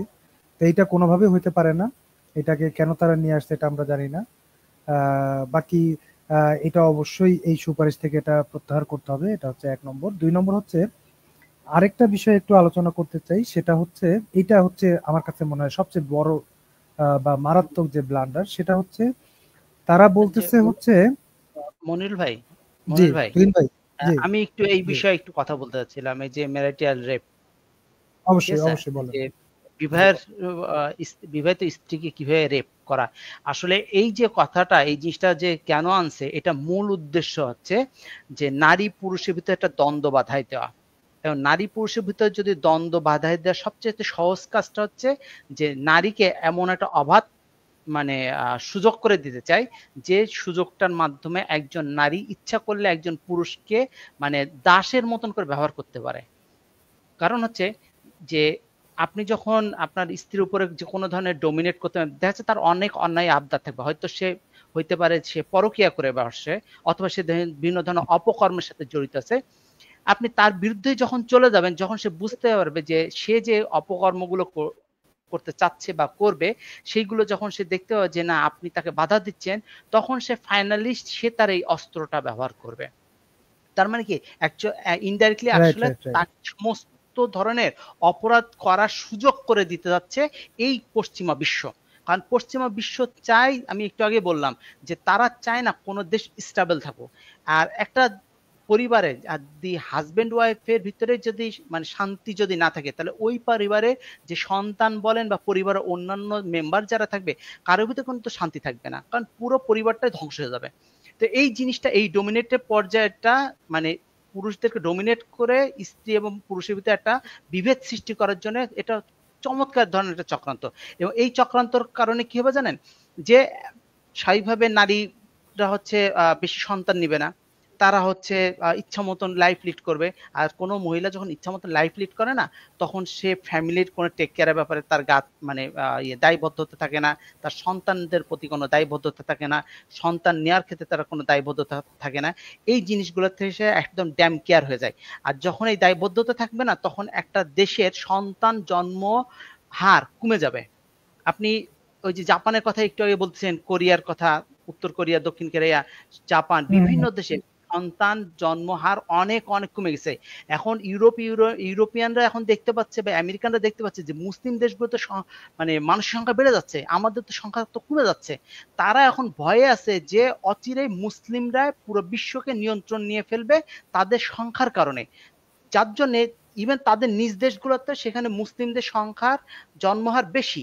তারা এখন ভীত যে আগামী 20 বছর, আগামী 50 বছর ভিতরে পৃথিবীর বেশিরভাগ দেশে হচ্ছে মুসলিম সংখ্যাগরিষ্ঠ যেসব দেশ থাকবে, সেখানে মুসলিম সন্তান, মুসলিম জনসংখ্যার সংখ্যা বেড়ে যাবে। তাতে করে কি হবে, তারা মুসলিমরা শক্তিশালী হয়ে উঠবে। এই মুসলিমরা যদি শক্তিশালী হয়ে ওঠে, তারা দুর্বল হয়ে যাবে অটোমেটিক। এই ভয়ের কারণে তারা চাচ্ছে যে মুসলিম পরিবারগুলোকে কিভাবে ধ্বংস করা যায়। তারা তো নিজেরা ধ্বংস হয়ে গেছে, তারা বুঝতে পারছে যে আমরা আর ঠিক হতে পারবো না, আমাদের পক্ষে আর জীবনেও পরিবার ভিত্তিক সিস্টেম, পারিবারিক সিস্টেম আর ফিরে আনা সম্ভব না। তারা বুঝে গেছে এখন মুসলিমদের যেহেতু এই পারিবারিক সিস্টেমটা আছে, তাহলে ওদেরকে অন্তত ধ্বংস করে দেই। আমরা ধ্বংস হয়েছি, ওদেরকেও ধ্বংস করতে হবে। এটাই আসলে মূল ব্যাপারটা ঘটছে, যার জন্য ওরা উঠে পড়ে লাগছে এই বিষয়টা নিয়ে। এবং এই যে সন্তান, জাপানের যে বিষয়টা, বৃদ্ধদের সংখ্যা যখন বেড়ে যাবে ভাই, পৃথিবীতে অটোমেটিক সেই দেশ মানে ধ্বংস হয়ে যাবেই। জাপান খুব বেশি দিন না, হয়তো আগামী 100 বছর জাপান দেখা যাচ্ছে একটা মানে এখন যে উন্নতি শিখরী অবস্থায় বা যে অবস্থায় আছে, 100 বছর পরে বা আর 50 বছর পরে দেখবেন যে জাপানে হচ্ছে বুড়ো মানুষ ছাড়া কোনো মানুষ নাই। দেশটাও উন্নত থাকবে না তো, কারণ সবকিছু নষ্ট হয়ে যাবে, সেগুলো ব্যবহার করার লোক থাকবে না, সেই বৃদ্ধ দিয়ে তো আর একটা দেশ চলে না। ঠিক আছে, তো ওরা চাচ্ছে যে আমাদের মতন যে সমস্ত মুসলিম দেশ আছে যেখানে প্রচুর সন্তান উৎপাদন হয়, এবং ভারতও কিন্তু একই সমস্যা ফেস করতেছে। ভারতে হিন্দুরা সন্তান নেয় না, অন্যদিকে মুসলিমরা অনেক বেশি সন্তান নেয়, যার জন্য এখন ভারতে হিন্দু পণ্ডিত যারা আছে বা নেতা যারা আছে, তারা কয় কি যে সন্তান বাড়াও, সন্তান বাড়াও। আবার আরেকটা ঘটনা ঘটছে, ভারতের যে মেয়েরা আছে, মেয়েরা আবার মুসলিম ছেলেদের মানে প্রতি একটা আকর্ষণ, তাদের অন্য ধরনের একটা কাজ করে। এর পেছনে অনেকগুলো কারণ আছে। কারণ মুসলিম ছেলেরা হচ্ছে অনেক লয়াল, তারা মদ পান করে না, তারা হচ্ছে অনেক ধার্মিক জীবনযাপন করে, তারা বদমেজাজি না, স্ত্রীকে পিটায় না, তারা স্ত্রীদের অধিকার থেকে বঞ্চিত করে না। হিন্দু ছেলেদের ক্ষেত্রে কি, তারা মেয়ে একটা বিয়ে করতে এলে বাপের যত সম্পদ আছে সব লুটে পুটে খাওয়ার চিন্তা করে যৌতুকের নামে। ঠিক আছে, বিয়ে করার পরে আবার সম্পদ চায়, বিভিন্নভাবে অত্যাচার অবিচার করে। তাতে করে হয়েছে কি যে ভারতের মেয়েরাও কিন্তু আসলে ভারতের হিন্দু ছেলেদের প্রতি, তাদের প্রতি আস্থা না থাকার কারণে তারা মুসলিম ছেলেদের সাথে সম্পর্কে জড়ায় বিবাহ করছে, যার জন্য বাধ্য হয়েছে ভারত সেখানে আইন করে যে এই কাজ করতে দেয় না, মুসলিমের সাথে হিন্দুর বিয়ে এটা মেনে নেওয়া যাবে। অনেকগুলো অঙ্গরাজ্যে কিন্তু অলরেডি এই ধরনের আইন পাশ করার হয়েও গেছে এবং অনেক জায়গায় চেষ্টাও চলতেছে। তো ওভারঅল যে জিনিসটা এইটা আসছে যে মুসলিম জনসংখ্যা কিভাবে কমানো যায়, এই জন্য আসলে এই যত ধরনের এই যে স্ত্রীকে ধর্ষণের যে জিতুন ভাই, আপনি একবারে যথার্থ বলেছেন, খুবই চমৎকার বলেছেন। সেটাই আর কি, মানে মূল থিমটা এটাই আর কি ভাই। জি, এবার যেটা আপনি দেখাতে চাচ্ছিলেন মনির ভাই। হ্যাঁ, আমি একটু দেখাই আপনার এই সাথে, আপনার খুবই চমৎকার ভাবে বলছেন, আসলে পুরো বিষয়টা এক্সপ্লেন করছেন। আমার কাছেও এটাই মনে হয় আর কি, যে এটা অনেক বড় একটা ষড়যন্ত্রের একটা অংশ আর কি, ডেফিনেটলি পশ্চিমা ষড়যন্ত্র। তো আমি যেটা দেখাতে চাচ্ছি সেটা দেখেন, অলরেডি একটা বৈষম্যমূলক এবং চরম ঘৃণিত একটা আইন আমি বলবো, সেটা বাংলাদেশে অলরেডি এস্টাবলিশড, মানে প্রতিষ্ঠিত। দেখেন আমি একটু দেখাই, বাংলাদেশের আইনে পরকীয়া কি ফৌজদারি অপরাধ, এটা হচ্ছে আমি এই যে বিবিসি বাংলা থেকে দেখাচ্ছি। জি জি এই অংশটা একটু খেয়াল করেন। এই যে বাংলাদেশে পরকীয়া সংক্রান্ত আইনে ঠিক কি বলা হয়েছে। আইনি সংক্রান্ত প্রতিষ্ঠান ও আইনি সালিশ কেন্দ্রের একজন আইনজীবী নীনা গোস্বামীর কাছে এ প্রশ্ন করা হলে তিনি বলেন, এই সংক্রান্ত আইন খুব বেশি নেই, তবে 497 ধারা, এই ধারাটা একটু মনে রাখেন, 497 ধারা, এই 497 ধারাতে মূল ব্লান্ডারটা করা হয়েছে। 497 ধারায় বলা হয়েছে যে কোনো বিবাহিত ব্যক্তি যদি অন্য কোনো বিবাহিত নারীর সাথে জেনে শুনে যৌন সম্পর্ক করে তাহলে তা ব্যভিচার বলে গণ্য হবে। এক্ষেত্রে সেই পুরুষটির 5 বছরের কারাদণ্ড, অর্থদণ্ড বা উভয় দণ্ডের বিধান আছে। তাহলে একজন পুরুষ যদি কারোর সাথে জেনা ব্যভিচার, এখানে বুঝতে হবে জেনা ব্যভিচার মানে এটা কিন্তু ধর্ষণের কথা বলা হচ্ছে না, পরকীয়া মানে সম্মতিতে, ঠিক আছে, আমাদের বাংলা ভাষায় সম্মতিতে ফিজিক্যাল এটাকে পরকীয়া বলে আর কি। তো যাই হোক, এটা সবাই জানি এটা হচ্ছে সম্মতিতে, ঠিক আছে। তো সম্মতিতে যদি কারো ওয়াইফের সাথে কেউ যদি ফিজিক্যাল রিলেশনে চলে যায় তাহলে সেটা কি হবে, সেটা হচ্ছে ব্যভিচার বলে গণ্য হবে। এবং এটার শাস্তি খুবই লঘু, যেটা ইসলামে অত্যন্ত গুরুতর শাস্তি আছে, রজমের বিধান পর্যন্ত আছে। তো এটা হচ্ছে খুবই লঘু, মাত্র 5 বছরের কারাদণ্ড এবং অর্থদণ্ড হতে পারে বা উভয় দণ্ডের বিধান আছে। এখানে মজাটা দেখেন, তবে যে নারীর সাথে ব্যভিচার করা হয়েছে তার ক্ষেত্রে আইনের কোনো শাস্তির বিধান নেই। ব্যভিচারকারী নারী ও পুরুষের উভয় শাস্তি কথা বলা নেই, বুঝছেন, মানে এখানে উভয় শাস্তি নাই, শুধু পুরুষের শাস্তি হবে 5 বছর, নারীর ক্ষেত্রে কোনো কিছু বলা নেই। বলেন, এই হচ্ছে আমাদের সমান অধিকার, কথা বুঝতে পারছেন? তো এই হচ্ছে সমান অধিকার। আমি আরেকটা একটু দেখাবো আর কি, মানে আমি বুঝে না, মানে মনির ভাই একটু বলি এই মানে এই ধরনের আইন যারা পাশ করে বা এই ধরনের আইন যারা লেখে তারা কি মানে এই সমস্ত আইন লেখার খেলে মানে লেখার আগে গাঁজা খেয়ে নেয় নাকি? মানে সারা রাত ধরে গাঁজা খাইছে, গাঁজা খাওয়ার পরে তারপরে আইন লিখছে। মানে এভাবে খারাপ ভাই না বলে তো হবে না ভাই। এই যে মানে এই ধরনের আইন কিভাবে তারা মানে লেখে আবার সেটাকে বাস্তবায়ন করার চিন্তা ভাবনা করে, মানে অদ্ভুত একটা ব্যাপার। জি জি, আপনি যে প্রথমে যে কথাটা বলছেন না, ওইটা মানে ঘটনা ওইটাই আর কি। আসলে এরা কিছুই খায় নাই ভাই, এটা বিশাল একটা ষড়যন্ত্রের একটা পার্ট। তারা আমাদের হচ্ছে বাংলাদেশের যে সমাজ ব্যবস্থা এটাকে টোটালি আনস্টেবিলাইজ বা ডিস্টেবিলাইজ করার জন্য তারা এটা বড় একটা ষড়যন্ত্রের পার্ট। এছাড়া আসলে আর অন্য কোনোভাবে ব্যাখ্যা করার সুযোগ নাই। এই যে এখানে স্ত্রী পরকীয়ায় জড়িয়েছে, কিভাবে আইনি প্রতিকার পাবো, এখানে পাঠকের একটা প্রশ্ন। এখানে হচ্ছে যে বাংলাদেশ সুপ্রিম কোর্টের আইনজীবী ব্যারিস্টার মিতি সানজানা, ঠিক আছে, উনি এই প্রশ্নের উত্তর দিচ্ছেন। তো আমরা একটু প্রশ্নটাকে দেখি, এটা হচ্ছে প্রথম আলোতে আসছে। প্রশ্নতে একটু আসি, দেখেন প্রশ্নে কি লেখা হয়েছে। আমি একজন পুরুষ, বয়স 42 বছর, খুলনা শহরে একটা বেসরকারি প্রতিষ্ঠানে চাকরি করি। 13 বছর আগে ভালোবেসে আমারই গ্রামের এক মেয়েকে বিয়ে করি। আমাদের কোনো সন্তান নেই, চেষ্টা করেছি তবে এখনো হয়নি। স্ত্রী আগে আমার সঙ্গে ছিল, এখন গ্রামে থাকে। নানা কারণ দেখি এখন সে গ্রাম ছেড়ে আসতে চায় না। গ্রামে যাওয়ার পর একটু একটু করে সে বদলে যাচ্ছে, আমাকে সহ্য করতে পারে না, কিছু বলে রাগ দেখায়। ফোনে ঘন্টার পর ঘন্টা অন্য কারোর সঙ্গে কথা বলে। এলাকার মানুষ আমাকে নানা কথা বলে। ভালো কথা, সে নাকি আমার ফুফাতো ভাইয়ের সঙ্গে পরকীয়ায় জড়িয়েছে। ফুফাতো ভাইয়ের বয়স 24 বছর, আমার স্ত্রীর চেয়ে সে প্রায় 15 বছরের ছোট। চিন্তা করেন, 24 আর 15 কত হয়, 5 আর 9, 29, 39 বছর। তাহলে তার স্ত্রীর বয়স 39 বছর, ফুফাতো ভাই হচ্ছে 24 বছর। আচ্ছা, আমার বিশ্বাস হয়নি, তবে স্ত্রীকে জিজ্ঞাসা করলে সে এড়িয়ে যায়। একদিন আমি আগে কিছু না বলে গভীর রাতে গ্রামে যাই। স্ত্রীকে ডাকার পর সে দরজা খুলতে চায় না। প্রায় আধা ঘন্টা পর সে দরজা খোলে। সেদিন আমি বাড়িতে অন্য কাউকে পাইনি, তবে সন্দেহ থেকে তল্লাশি চালিয়ে খাটের নিচে একটা জামা খুঁজে পাই, যেটা আমার সেই ফুফাতো ভাইয়ের বলে প্রতিবেশীরা শনাক্ত করেন। কথা বুঝছেন? আমার স্ত্রীর ইমো নম্বরে অনেক ছেলে ছবি পাঠায়। সে আদতে ঠিক কি করছে ঠিক বুঝতে পারছি না। আমার হাতে কোনো শক্ত প্রমাণ নেই, তবে বুঝতে পারছি সে প্রতারণা করছে। এখন আমি কিভাবে আইনি প্রতিকার পেতে পারি? দেখেন মানে কি একটা মানে কঠিন অবস্থার মধ্যে, এখন সে আইনি প্রতিকারটা কি পাবে সেটা জিজ্ঞাসা করছে। এখন দেখেন আইনি প্রতিকারের অবস্থা দেখেন একটু, তাইলে বুঝতে পারবেন। উত্তর, প্রশ্নের জন্য ধন্যবাদ। প্রশ্ন থেকে বুঝতে পারছি অন্য কারোর সঙ্গে আপনার স্ত্রীর সম্পর্ক আছে বলে আপনি ধারণা করছেন। এই বিষয়ে আপনার প্রতিবেশীরাও আপনাকে বিভিন্ন তথ্য দিচ্ছেন, তবে এখন পর্যন্ত কোনো প্রত্যক্ষ সাক্ষ্য প্রমাণ আপনি পাননি। বাংলাদেশের আইনে দণ্ডবিধি যে 497, একটু আগে বলছিলাম, সেই 497 ধারায় পরকীয়ার শাস্তির কথা বলা হয়েছে। এই ধারা অনুযায়ী যদি কোনো ব্যক্তি অন্য কোনো ব্যক্তির স্ত্রীর সঙ্গে সেই নারীর সম্মতি সাপেক্ষে সম্পর্কে লিপ্ত হন, তবে সেই ব্যক্তি ব্যভিচারীর অপরাধী হিসেবে গণ্য হবেন। এক্ষেত্রে 5 বছরের সশ্রম কারাদণ্ড বা বিনা হবে। ঠিক আছে, একটু আগে যেটা বললাম আর কি, 5 বছর কারাদণ্ড এবং এর সাথে অর্থদণ্ড হতে পারে। তবে এটা একবার ক্লিয়ার দেখেন বলা আছে, তবে এক্ষেত্রে পরকীয়ায় জড়িত নারীর কোনো শাস্তির কথা এই আইনে বলা নেই। যদি স্ত্রী যদি পরকীয়া করেন তাহলে তার বিরুদ্ধে এই ধারায় আইনানুগ ব্যবস্থা নিতে পারবেন না তার স্বামী। চিন্তা করেন, আইনের বিধান অনুযায়ী স্ত্রী পরকীয়া করলে স্বামী তার বিরুদ্ধে মামলা করার সুযোগ পাবেন না। সেক্ষেত্রে প্রমাণ থাকলে আপনার ফুফাতো ভাইয়ের বিরুদ্ধে আইনগত ব্যবস্থা নিতে পারবেন। তবে আইনের আশ্রয় নিতে হলে অন্যের দেওয়া তথ্য বা কথা বিশ্বাস করবেন। যাই হোক, তো এর সাক্ষ্য প্রমাণ তো লাগবে, এ ব্যাপারে কোনো সন্দেহ নাই। কিন্তু মূল কথা হচ্ছে স্ত্রীর ব্যাপারে কোনো প্রকার কোনো আইনি ব্যবস্থা নেওয়ার কোনো সুযোগই নাই।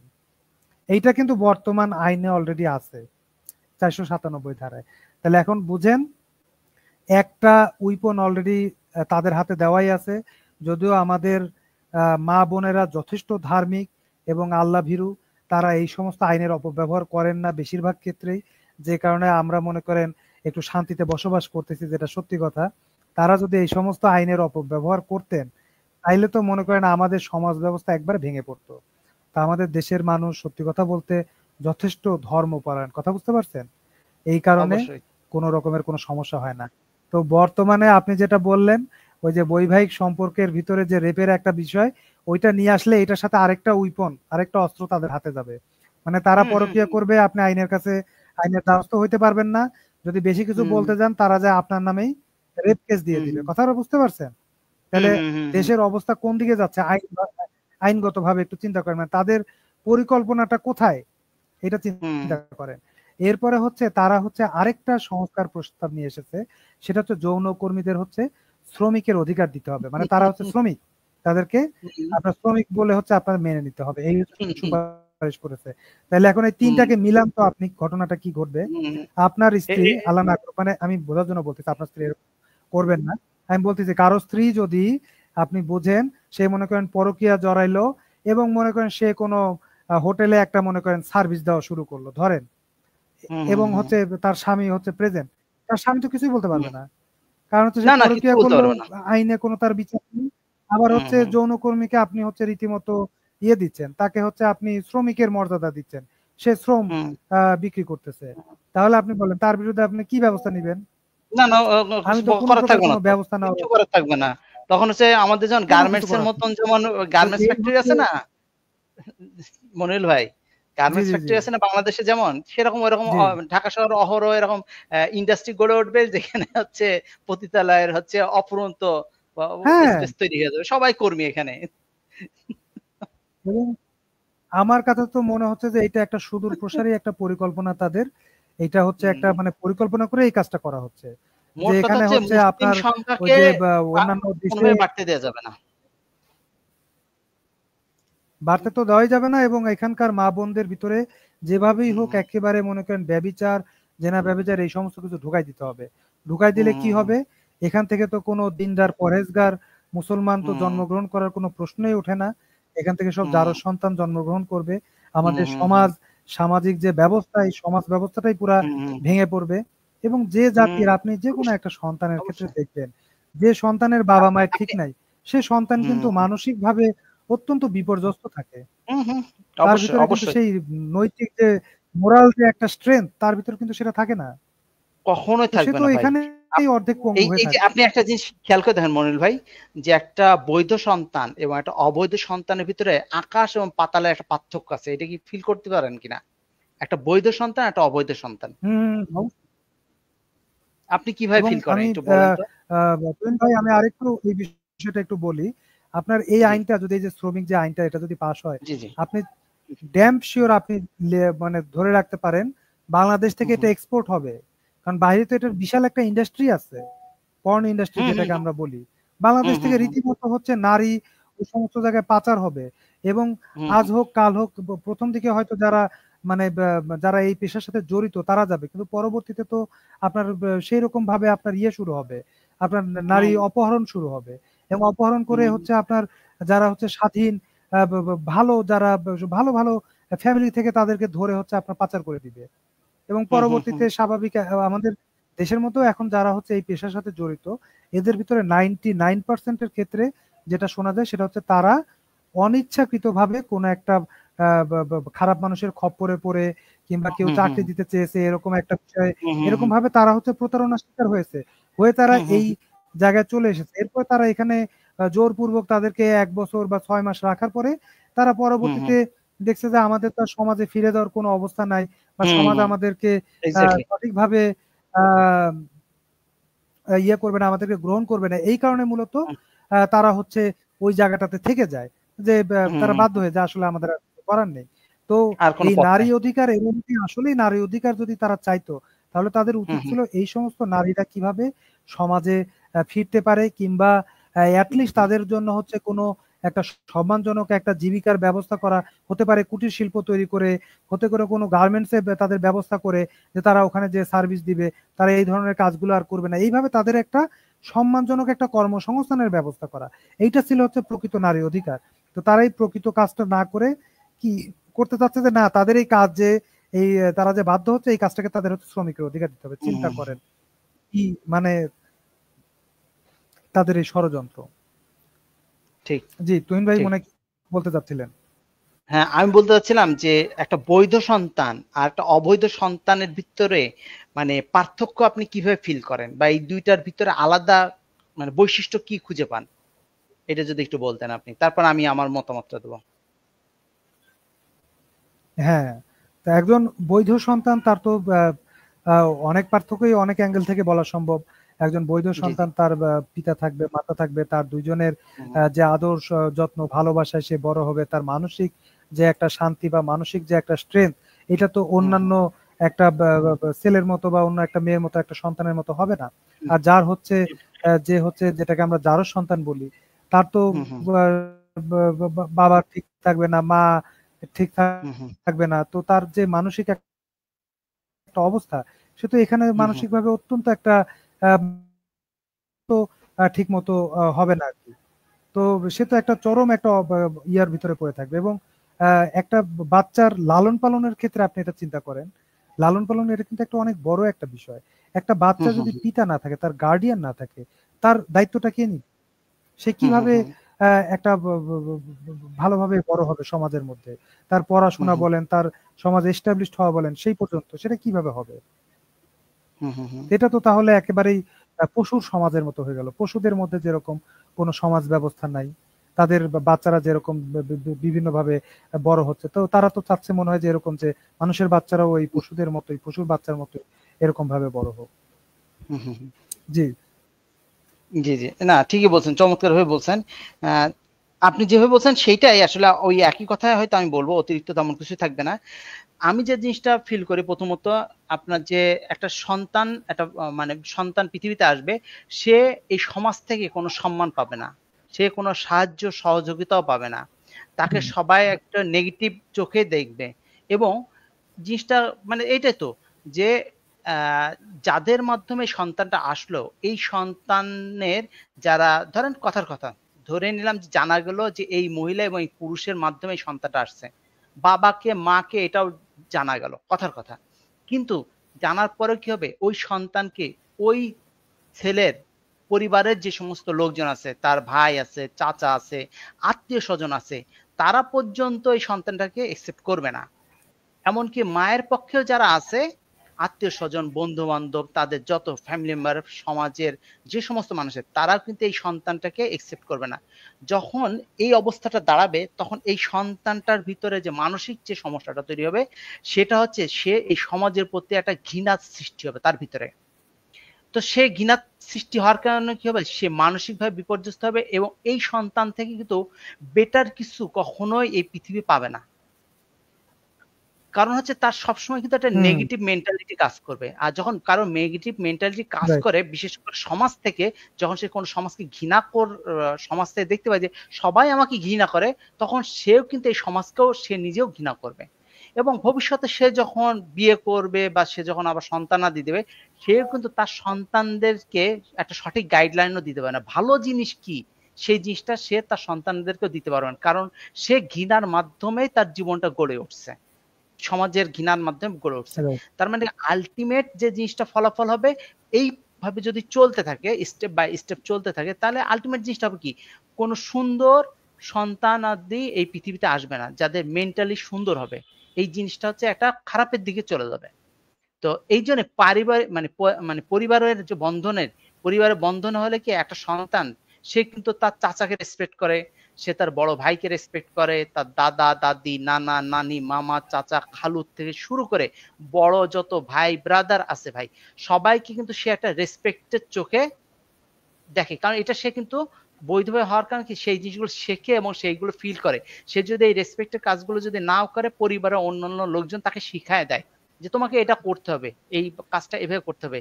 যে ভদ্র আচরণ বা ভদ্রভাবে যে পরিবারের সাথে মিলেমিশে থাকা বা সমস্ত ভালো কাজের যে পজিটিভ যে বিষয়গুলো, এইগুলো কিন্তু পরিবার থেকে আসলে আমরা পেয়ে থাকি। অন্যদিকে এই একই মানুষটা কিন্তু তাকে কেউ গাইড করবে না, কেউ গাইড করবে না, বাবা মাও করবে না, প্রতিবেশী করবে না, সমাজও করবে না। গাইডলেস একটা জিনিস থেকে কখনো বেটার কিছু মানে কিছু আসবে না, ওটা হচ্ছে লক্ষ্যভ্রষ্টহীন একটা জিনিস হবে। আমরা যেটা সবসময় বলে থাকি যে প্রত্যেকটা জিনিসের গাইড প্রয়োজন আছে, উইদাউট গাইডে সেখান থেকে কোনো ভালো কিছু আশা করা যায় না। তো এই জন্যই এই সমস্যাটা মানে ব্যাপক হার মানে আমাদের সমাজটাকে নষ্ট করে দেবো ওভারঅল। আর মূলত ওই জিনিসটা তো আমি প্রথমেই বললাম যে পশ্চিমা বিশ্ব, ইউরোপ আমেরিকা তারা দেখছে যে আমাদের কালচার শেষ, আমাদের রাষ্ট্র শেষ, ঠিক আছে, আমরা আর বেশি দিন এভাবে টিকে থাকতে পারবো না, অচিরেই মুসলিমরা দখল করে নেবে, সুতরাং আমরা যেহেতু ধ্বংস হয়ে যাচ্ছি, তাহলে তোদেরকে কেন আমরা ভালো থাকতে দেবো, তোদেরকেও আমরা ধ্বংস করেই ছাড়বো। এইটা হচ্ছে মূল এজেন্ডা হয়ে দাঁড়াইছে এদের, এছাড়া আর কিচ্ছু না। জি যে বলছেন আমার কাছে সেরকমই মনে হয় আর কি, ঠিকই বলেছেন। তো আজকে লাইভ আমি শেষ করে ফেলবো আর কি, খুব বেশিক্ষণ আর থাকবো না। তো শেষের একটা টপিক দিয়ে একটু শেষ করি। আমরা সবাই জানি কাশ্মীরে একটা খুবই মর্মান্তিক একটা ঘটনা ঘটেছে আর কি। আমরা এটার জন্য গভীর সমবেদনা প্রকাশ করি এবং তীব্র নিন্দা জানাই। কাশ্মীরে যে টুরিস্ট আর কি, সম্ভবত 26 জনের সংবাদ পাইলাম, 26 কিংবা 27 জন হবে আর কি, তাদের হচ্ছে কিছু সন্ত্রাসী গ্রুপ, তারা হয়তো তাদেরকে হচ্ছে আক্রমণ করেছিল এবং হচ্ছে তারা ওখানে মারা গিয়েছেন। তো নর্মালি যেটা দেখি আর কি, আমরা অবশ্যই এটার জন্য গভীর সমবেদনা জানাই, কিন্তু ওই প্রত্যেক সময় যেটা হয় আর কি, যে ভারতীয় বিভিন্ন মিডিয়াতে হচ্ছে বা বিভিন্ন অপপ্রচার যেটা দেখি আর কি, তার মধ্যে একটা হচ্ছে, আমি অলরেডি পোস্ট করেছি এই বিষয়ে, যে দেখেন এখানে বলা হচ্ছে যে তারা নাকি এসে হচ্ছে প্যান্ট খুলে খুলে চেক করে দেখছে যে তারা হিন্দু নাকি মুসলমান, এরকম মানে তাদের মিডিয়াতে আসছে আর কি। তো অলরেডি আপনারা দেখতেছেন এই যে 10 নম্বর যে ব্যক্তি আর কি, উনি একজন মুসলিম ছিলেন আর কি। তো ওই টুরিস্টদের মধ্যে এখানে 16 জনের একটা লিস্ট দেখতে পাচ্ছি, তার মধ্যে 10 নম্বর হচ্ছে উনি একজন মুসলিম। 2 নম্বর হচ্ছে ওখানে, এটা ইন্টারনেটে দেখলাম খুব মানে ছড়িয়ে পড়েছে আর কি, তরুণ দত্ত নামে একজন উনি লিখেছেন, সেটা হচ্ছে প্রাণ নিয়ে পেহেলগাঁও থেকে জম্মু ফিরলাম, গোটা কাশ্মীরে 20 মিটার অন্তর আর্মি ছিল, কিন্তু পেহেলগাঁওতে একটা আর্মিও ছিল না, পরিকল্পিত ঘটনা। উনি হচ্ছে এই কথাটা বলছেন আর কি, উনিও ভারতীয় নাগরিক, উনি একজন প্রত্যক্ষদর্শী, তো উনি মূলত এই কথাটা বলতেছেন। এবং অনেক জায়গাতে এই কথা দেখতেছি সবাই এটা মোটামুটি লিখছেন আর কি। তারপর আরো কয়েকটা জায়গায় লেখা দেখলাম এরকম, সেটা বলতেছে কাশ্মীরে আপনি একটা খেলনা বন্দুক নিয়ে একটা গাড়িতে করে ঘুরবেন, এটা সম্ভব না, এটা পসিবল না, একটা খেলনা বন্দুক নিয়েও পারবেন না।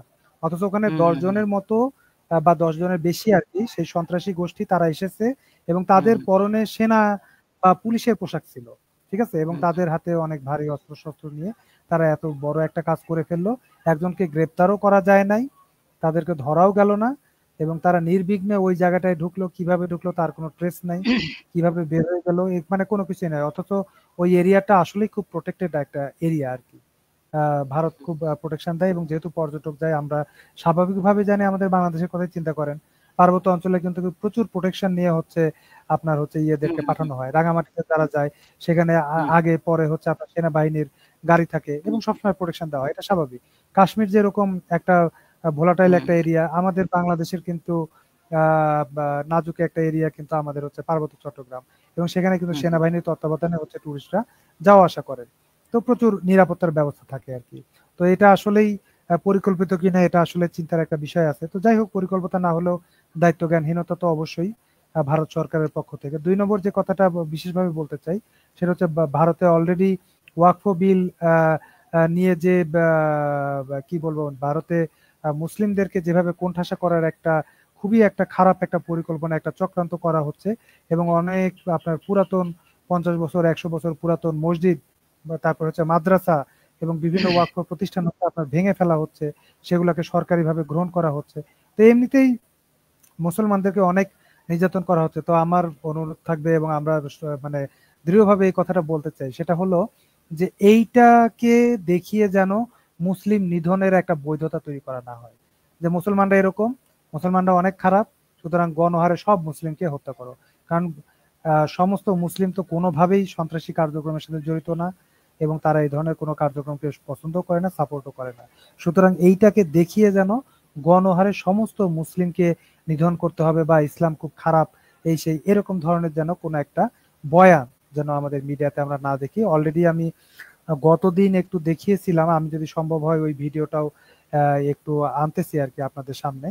ওই ভিডিওটা আমি একটু দেখাবো যে ভারতের মুসলিমরা কি ধরনের কথা বলতেছেন। তো in the meantime Tuhin ভাই, আপনি যদি কিছু বলতে চান বা কোনো কিছু যুক্ত করতে চান, যুক্ত করতে পারেন। জি ভাই, এটা আমার কাছে মনে হয়েছে মূলত হচ্ছে ওয়াকফ বিল নিয়ে যে আইনটা পাশ করে মুসলিমদের উপরে যে মানে মুসলিমদের উপর অন্যায় অবিচার অত্যাচার, এটা তো সবসময় সব যুগেই ছিল, ঠিক আছে। ভারতের পক্ষ থেকে বিশেষ করে বিজেপি সরকার যতবারই ক্ষমতায় আসছে ভারতের ততবারই হচ্ছে মুসলিমদের উপর অন্যায় অবিচার অত্যাচার তারা করে গেছে। তো ঘটনা হচ্ছে এই ওয়াকফ বিলটা যেহেতু এটা একটা বড় আকারে আসলে মানে কার্যক্রম অনেক বড়, কারণ পুরো ভারতবর্ষ ধরে এই যে পুরো ভারতবর্ষের উপর এটা অ্যাপ্লাই করতে হবে, তার মানে এই কাজটা করা কিন্তু মানে খুব সহজ হবে না মুসলিম মানে ইয়ের জন্য, মোদী সরকারের জন্য। এবং অলরেডি আপনি জানেন যে দিল্লি সুপ্রিম কোর্ট থেকে এটা কিন্তু আপাতত স্থগিত রাখছে, এটাকে বাতিল করে না, আপাতত স্থগিত, রায় হয় নাই। তার মানে আগামীতে এটা নিয়ে একটা রায় আসবে। এখন ঘটনা হচ্ছে যেহেতু এই বিষয়টা মুসলিমদের সম্পদ কেড়ে নেওয়া হচ্ছে, তার মানে এই বিষয়টা নিয়ে মুসলিমদের ভিতর যেমন একটা চাপ সৃষ্টি আছে, একই সাথে অন্যান্য মুসলিম দেশগুলো কিন্তু এই বিষয়টাকে নজর রাখতেছে। এখন একই সাথে ইন্টারন্যাশনাল যে সমস্ত দেশ আছে, ইউরোপ আমেরিকার যেসব দেশগুলা মাঝে মাঝে হচ্ছে আপনার মানবাধিকারের কথা বলে, তো তারাও যাতে আসলে এই বিষয়টা নিয়ে তেমন ভাবে কথা বলতে না পারে এবং মুসলিম দেশগুলো যাতে এই বিষয়টা নিয়ে বেশি কথাবার্তা বলতে না পারে, তার জন্য এটাকে ধামাচাপা দেওয়ার জন্য আমার কাছে মনে হয়েছে এটা একটা পরিকল্পিতভাবে করা হয়েছে যে এই ধরনের একটা হত্যাযজ্ঞ 26 জনকে মেরে ফেলে দেওয়া হবে এবং মুসলিমদের উপর দাস চাপানো হবে, যাতে করে ওয়াকফ বিলের বিষয়টা নিয়ে যেটা মুসলিম বিশ্ব চিন্তা ভাবনা করতেছে সেটার থেকে নজর যাতে সরে পড়ে। মূল কথা টার্গেট হচ্ছে আমার কাছে যেটা মনে হয়েছে যে রাজনীতিবিদরা যে কাজটা করে, যখন কোনো বড় একটা অপরাধ করতে চায় তখন তারা উল্টো দিকের একটা ছোট অপরাধকে তুলে ধরে সেটা নিয়ে বেশি ফলাও করে প্রচার করা শুরু করে। তো এইটা হচ্ছে মূলত ওয়াকফ বিলের যে বিষয়টা, এটাকে হলো মানে দুর্বল করে দেওয়ার জন্য, এই আন্দোলনকে দুর্বল করে দেওয়ার জন্য। ধরেন এখন ওয়াকফ বিল নিয়ে ভারতের জনগণ, মুসলিম জনগণ যদি মিছিল মিটিং করতে যায়, সেক্ষেত্রে কিন্তু এই যে ভারতের যে 26 জনকে মারা হয়েছে এই ইস্যুটাকে তুলে ধরে এই কজটাকে দেখায় যারা আন্দোলন করতে আসবে তাদেরকে গণহারে গ্রেপ্তার করা হবে, গণহারে তাদের বাড়িগুলো ভাঙচুর করা হবে বুলডোজার দিয়ে। আপনি জানেন যে বাড়ি ঘরগুলো কিভাবে ভাঙচুর করা হচ্ছে, মসজিদগুলোকে ভেঙে ধ্বংস করে দেওয়া হচ্ছে। অবিচার মানে কোনো শেষ নাই, অন্যায় অবিচারের কোনো শেষ নাই, মুসলিমদের উপর যে অন্যায় অবিচার করতেছে। তাই এটাকে জাস্টিস করার জন্য তারা এটা আসলে এই 26 জনকে পরিকল্পিতভাবে হত্যা করছে বলে এটা আমার বিশ্বাস, এবং আমি এটাই ফিল করি যে এটা এই কাজ তো আমেরিকা ইসরায়েল এর থেকে শেখা আর কি। ভারতও এই ধরনের প্র্যাকটিস বহুত আগের থেকে ছিল, কিন্তু এই বড় আকারে যে অ্যাটাকটা করে তারা সফলভাবে এই কাজটা করে ফেললো, যেহেতু সন্ত্রাসী কারা তাদের কাউকে ধরতে পারে নাই, সুতরাং বোঝা যাচ্ছে যে আসলে এটা একটা বড় একটা পরিকল্পনার অংশ ছিল এবং সেটারই ফল তারা দেখাতে যাচ্ছে। জি মনির ইসলাম ভাই। হ্যাঁ, আমি যে ছোট্ট একটা ভিডিও দেখাচ্ছি, এই ভিডিওটা অনেক আগের আর কি রেকর্ড করা, কেউ একজন শেয়ার করেছিলেন, তো আমি ভিডিওটা একটু প্লে করে একটু শুনেন। এটা হচ্ছে আমরা দেখতে পাচ্ছি, এটা কত তারিখে দেওয়া দেখি একটু। এটা যে 16 এপ্রিলে, ঠিক আছে, 16 এপ্রিলে দেওয়া ভিডিওটা দেখতেছি। এটা আগের আর কি, এই যে মানে রিসেন্ট যে কাশ্মীরে যে হত্যাকাণ্ড হলো এটার আগের আর কি, হ্যাঁ 16 এপ্রিলের। আচ্ছা, ভিডিওটা আমি প্লে করি, তাহলে মানে বোঝা যাবে আর কি যে তাদের কি পরিমাণ মুসলিম বা ইসলাম বিদ্বেষ আপনি লক্ষ্য করেন একটু। ইসলামটা কে খায় না মাথা দেয় না ফুটবল খেলে কি, আমি ওটাই জানতে পারলাম না। ইসলামটা কি? ইসলামকে জিজ্ঞাসা করছি, ইসলামটা কি তোমরাই বলো। এসেছিল পৃথিবীতে কিভাবে, তারপরে রূপ সাজ গোজ দিয়ে একটা ধর্ম যেটা মানুষের দ্বারা সৃষ্টি আবার মানুষকেই শেষ করছে, যার পূর্বপুরুষ হিন্দু। আমরা ইসলাম মুক্ত ভারতবর্ষ করতে চাই। আমাদের আজকে ইসলাম মুক্ত ভারত আমাদের দরকার। ইসলাম মুক্ত না করলে আমাদের মা বোনদের বাঁচানো যাবে না, সনাতনী ভাই বোনদের বাঁচানো যাবে না, মঠ মন্দির বাঁচানো যাবে না, দেবতার পুজো করতে পারবো না। আর এ তো সামান্য ব্যাপার। ৭০টা দাপরে শয়তান বিনাশ হয়েছে, কলিতে বিনাশ হবে। কলিতে কারা বিনাশ করবে? সাধু সন্ত। সাধু সন্ত বিনাশ করবে, বিনাশকারী সামনে চলে এসছে, ওদের সময় হয়ে এসছে। মমতা ব্যানার্জি হুঁশিয়ার। গোটা ভারতবর্ষে ১ কোটি নাগা সন্ন্যাসী আছে, যেটা আমরা মুঘলের সঙ্গে লড়াই করেছিলাম। সারা বিশ্ব বলছে ইসলাম মুক্ত ভারত। যে ভারত সারা বিশ্বকে পথ দেখাচ্ছে, সেই ভারতকে রক্ষা করতে সারা বিশ্ব দাঁড়িয়ে গেছে। এরপরে বন্ধুরা, হিন্দুরা জাগো, কেন ইসলাম মুক্ত ভারত বিশ্ব চাইছে? ১৪০০ বছর আগে ইসলাম তৈরি হয়েছে, ১৪৫০ বছর আগে, ১৪০০ বছর আগে ইসলাম পাড়ি দিয়েছে। আমাদের দরকার জিহাদ মুক্ত ভারত, শুধু ভারত না, জিহাদ মুক্ত বিশ্ব। যে জিহাদবাদ বলছে যে মুসলমান ছাড়া কেউ থাকবে না, মুসলমানকে কেটে দাও, মুসলমান হলেও শান্তি নেই। তুই শিয়া, তাহলে তোকে কাটবো। তুই সুন্নি, তাহলে তোকে কাটবো। তুই আহমদিয়া, তুই বারেলভি, তুই সালাফি, তুই ওয়াহাবি, তুই ইসমাইলি, কাটবো। এই চিন্তাটা মৃত্যু দরকার। এগুলো সব উপধর্ম, ছলধর্ম। আজকে ছলধর্ম করে আজকে ভারতবর্ষটাকে শেষ করার চেষ্টা করছে। ইসলাম ধর্ম ত্যাগ করে মুক্ত করে আমাদের সনাতন ধর্মাবলম্বী হওয়া উচিত, যাতে এই হিন্দু জাতি বা সনাতন ধর্মের উপরে যাতে অত্যাচার অনাচার যাতে না হয় সেই প্রতিকার করা উচিত। একজন সাধু বলছিলেন ইসলাম মুক্ত হওয়া প্রয়োজন। ইসলাম মুক্ত কেন? ইসলাম হচ্ছে মানবিকতার শত্রু। টেররিজমটাকে বাঁচিয়ে রাখার ইকুয়াল টু করলে মনে হয় ইসলাম। মনে হয় কি এখন ছবি পরিষ্কার করে দিয়েছে ইসলামী, যে যেখানে টেররিজম, যেখানে মার্ডার, যেখানে যা কিছু XYZ সংবিধানের বিরুদ্ধে, সেটাই ইসলাম। ভারতবর্ষ কোনোদিন ইসলাম ছিল না, ইসলামের শাসনও ছিল না, কেউ ছিল না। কারণ আমরা যদি দেখি ভারতবর্ষের ইতিহাস, সেখানে ছিল শুধু সনাতন ধর্ম। আমরা হিন্দুরা বুঝিনি, যার জন্য আজকে এপারে ৩৫% হয়ে গেছে 6% থেকে। আমি সুমন্ত চক্রবর্তী, পূর্ব বর্ধমান জেলার ৩১ নম্বর ওয়ার্ডে আমার নিজস্ব প্রত্যেক বাড়ি ছিল। আজ আমি ২০১৮ সাল থেকে সেই পৈতৃক বাড়ি থেকে জেহাদি মুসলমানদের অত্যাচারে এক প্রকার তাদের ফতোয়ার জন্য সেই নিজস্ব পৈতৃক বাড়িতে ২০১৮ সাল থেকে ঢুকতে পারছি না। আজকের যে হিন্দু সনাতন ধর্মটা কোথায় যাবে? আজকের হিন্দু সনাতন ধর্ম কোথায় গিয়ে দাঁড়াবে? ইসলাম বলে কোনো কথা ধর্ম ছিল না। আমাদের হিন্দু সনাতন ধর্মের শ্রীমদ ভাগবত ও শ্রীমদ ভাগবত গীতা এই কথাই বলেছে, জগতের ধর্ম নামে যাহা কিছু চলে, ভাগবত বলে তাহা পরিপূর্ণ চলে। জগতে শুধু তো ষোলো ধর্ম, বহু ধর্ম ধর্ম করছে।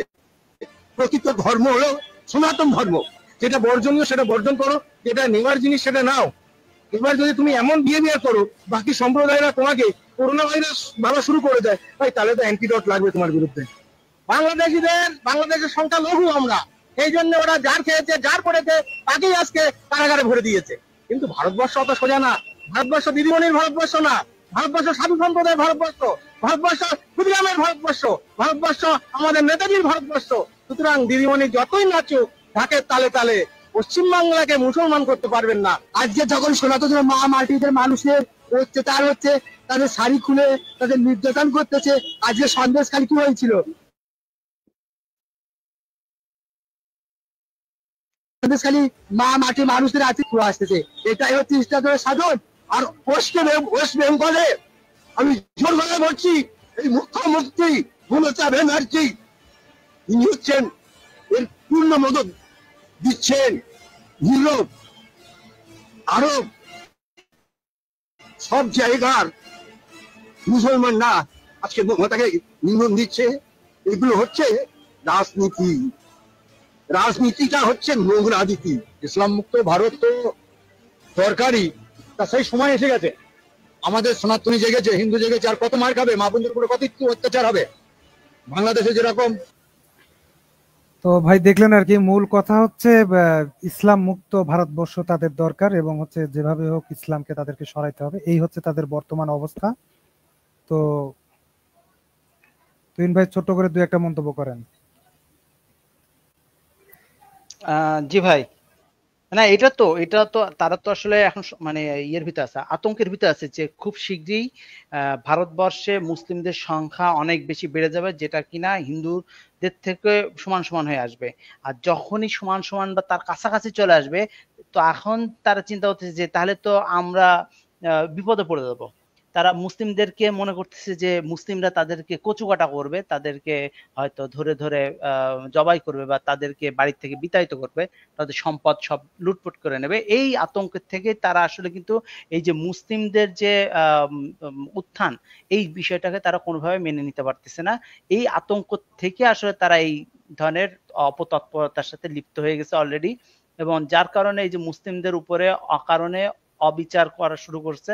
এবং একটা জিনিস দেখেন, আপনার সম্পত্তি আপনার থেকে কেড়ে নিবে, মানে এটা হচ্ছে ওয়াকফ বিষয়টা কি, ওয়াকফ বিষয়টাই তো হচ্ছে যে একটা সম্পদ দিয়ে গেলাম, যে সম্পদটা আমার যারা বংশধর বা আমি যাদেরকে দিয়ে গেছি তারা ব্যবহার করবে।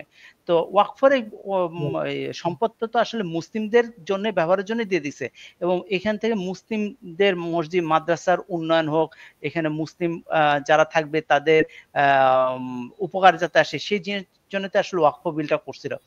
তো এই ওয়াকফ বিলের মতন, তারপর যে এর আগে হলো আপনার যে বাংলাদেশের দোহাই দিয়ে যে বাংলাদেশ থেকে অনেক মুসলিম ভারতে ইয়ে নিয়েছে, ইমিগ্রেশন নিয়ে করে তারা স্থায়ী ওখানে এনআরসি অজুহাত দিয়ে ভারতে আর একটা কালো আইন প্রয়োগ করে সেখান থেকে মুসলিমদেরকে তাড়ানোর চেষ্টা চলতেছে। তো এই অন্যায় অবিচারগুলো মূল উদ্দেশ্য হচ্ছে যে আসলে তারা ভীত, তারা ভয়ে আছে যে অচিরেই মুসলিমরা ভারতকে দখল করে ফেলবে। কারণ ধরেন পাকিস্তানে প্রায় 18 কোটি মুসলিম আছে, বাংলাদেশেও আমাদের প্রায় 16 কোটি মুসলিম আছি, তেমন 18 প্লাস 16 32, আর এদিকে ভারতে অলরেডি প্রায় 30+। হ্যাঁ, কখনো কখনো আসলে ভারত সরকার এটা গোপন করে, ধরে নিলাম 30+, তার মানে আপনার 18 আর 16 32 আর 30, 32 আর 30 আপনার 62 কোটি মুসলিম এই অঞ্চলে। ঠিক আছে, তো এটা তো ভারতের জন্য একটা ভয়ঙ্কর ব্যাপার যে 62 কোটি মুসলিম এরা যদি এক হয়ে যায়, এরা যদি আন্দোলন শুরু করে, তাহলে ভারতের হিন্দুরা তো এমনিতেই চাপে পড়ে যাবে। এই ভয়ের থেকেই এরা আসলে এখন মানে যেভাবে হোক না কেন, হ্যাঁ, তাদের পিঠ বাঁচাইতে হবে এই চিন্তা করে তারা আসলে মাঠে নামছে আগে ভাগে। এই হচ্ছে আসলে ব্যাপার। বিষয় যেটা সেটা হলো, আমরা যদি ইসলামী খিলাফার সময় দেখি, আমরা যদি নবীজি সাল্লাল্লাহু আলাইহি ওয়াসাল্লামের সেই মদিনার যে রাষ্ট্র ব্যবস্থা সেখানেও যদি আমরা দেখি, সেখানে কিন্তু আমরা দেখতে পাই যে আপনার হচ্ছে হুজুরে পাক সাল্লাল্লাহু আলাইহি ওয়াসাল্লামের সময় কিন্তু অনেক ওই সময় মদিনাতে অনেক ইহুদি ছিলেন, অনেক খ্রিস্টান বা পাদ্রী যাজক ছিলেন, তারা কিন্তু ছিলেন, সবাই তো মুসলমান ছিলেন না। মক্কা বিজয় যখন হলো, তো মক্কার ভিতরে তো সাল্লাল্লাহু আলাইহি ওয়াসাল্লাম তাদেরকে কাউকে তো বের করে দেন নাই।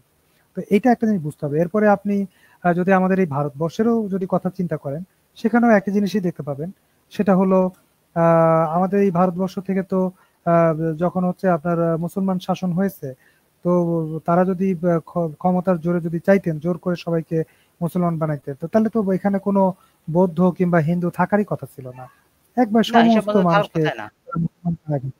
তো এই যে লম্বা একটা সময় তারা শাসন করেছেন, কিন্তু সেরকম তো কিছু হয় নাই। তো মূলত এটা অনেক হিন্দুদের যারা সাধু সন্ত যারা কীর্তন করেন কিংবা যারা তাদের হচ্ছে ধর্মগুরু, তারাও অনেক সময় বলেন, আমি কয়েকটা ভিডিও এর আগেও দেখিয়েছি, যেমন শ্রী গোপীনাথ ব্রহ্মচারী, তারপরে হচ্ছে দীনকৃষ্ণ ঠাকুর, ওনারা প্রায় ওনাদের ইয়ের ভিতরে বলেন যে মূলত হচ্ছে আপনার ব্রাহ্মণদের অত্যাচারে, তাদের যে জাত বৈষম্য বা বর্ণ বৈষম্য, এটার কারণে দরিদ্র জনগণের উপরে অত্যাচারের কারণে ওই যে আপনার হচ্ছে এক জাতের মানুষ বা উঁচু জাতের মানুষ যে রাস্তা দিয়ে যাবে, সেই রাস্তা দিয়ে নিচু জাতের মানুষ যেতে পারবে না, সে তার কাছাকাছি যেতে পারবে না, তার সাথে খাইতে পারবে না, তার খাবার সে ধরতে পারবে না, এই যে ওকে ছুঁয়ো না তাকে ছুঁয়ো না, এই যে এরকম একটা অবস্থা, এরকম নির্যাতনের কারণেই মূলত হচ্ছে অসংখ্য মানুষ কিন্তু মুসলমান বা ইসলাম ধর্মে তারা চলে আসে। তারা যখন দেখছে যে আসলে হিন্দু ধর্মের তো আসলে এরকম তো একটা ধর্ম হইতে পারে না যে ধর্মে এইভাবে মানুষকে নির্যাতন করা হচ্ছে, তো তখন তারা হচ্ছে ইসলাম ধর্মের যে আদর্শগুলো তারা দেখেছে, তারা অনুপ্রাণিত হয়েছে এবং তারা আসলে মুসলমান হয়েছে। তো এইভাবে এটা সত্যি কথা যে ভারতবর্ষে আপনি যদি হুজুরে পাক সাল্লাল্লাহু আলাইহি সাল্লামের আগের সময়ের কথা বলেন, তখন তো ইসলাম ধর্ম ছিল না, অর্থাৎ হুজুরে পাক সাল্লাল্লাহু আলাইহি সাল্লামের অনুসারী ছিলেন না, তখন পুরাটাই ধরেন হিন্দু ছিল বা বৌদ্ধ ছিল। তো সুতরাং তারপর থেকে আস্তে আস্তে মানুষ মুসলমান হয়েছে। তো এটা তো তরবারির জোড়া না, মানুষ হচ্ছে ইসলামকে দেখে অনুপ্রাণিত হয়ে। তো এখন তারা যদি তাদের ধর্ম যদি অনেক সঠিক হয়, ভালো হয়, তারা তাদের ধর্ম প্রচার করুক, মানুষ দেখুক, তাদের কাছে যদি পছন্দ হয় তারা ইসলাম ধর্ম গ্রহণ করবে। কিন্তু এই যে অ্যাগ্রেসিভনেসটা দেখলেন, মানে ভারতবর্ষ থেকে ইসলাম বিতাড়িত করতে হবে, ইসলাম বিতাড়িত করবে, ধর্মকে তো বিতাড়িত কেমনে করে, মানে সমস্ত মুসলমানকে তারা মেরে ফেলবে, কিভাবে তারা আসলে বিতাড়িত করবে, বিতাড়িত করার পদ্ধতিটা কি? ভাই গোমূত্র আর গোবর খেলে বুঝছেন বুদ্ধি এভাবে লোপ পায়। মানে আপনি একটা জিনিস চিন্তা করেন তো ভাই মনির ভাই, এই যে গাজাতে কত লক্ষ মানুষ বসবাস করে, গাজাতে 20 লক্ষ, তাই না? অল্প একটু জায়গা, খুব বেশি বড় জায়গা না, লম্বায় 40 কিলোমিটার আর আলে হচ্ছে মাত্র 10 কিলোমিটার, ঠিক আছে? তার মানে 400 বর্গ কিলোমিটার। তো এই মাত্র 400 বর্গ কিলোমিটার ভিতরে, আচ্ছা 400 বর্গ কিলোমিটার ভিতরে মানুষ বসবাস করে কত? 20 লক্ষ মানুষ বসবাস করে। আচ্ছা এই অল্প একটু জায়গা যেখান থেকে বেরোনোর কোনো কিন্তু সুযোগ নাই, চারিদিক থেকে কিন্তু বিশাল প্রাচীর তৈরি করে কিন্তু আটকানো, পুরো জায়গাটা একটা জেলখানা রীতিমতো।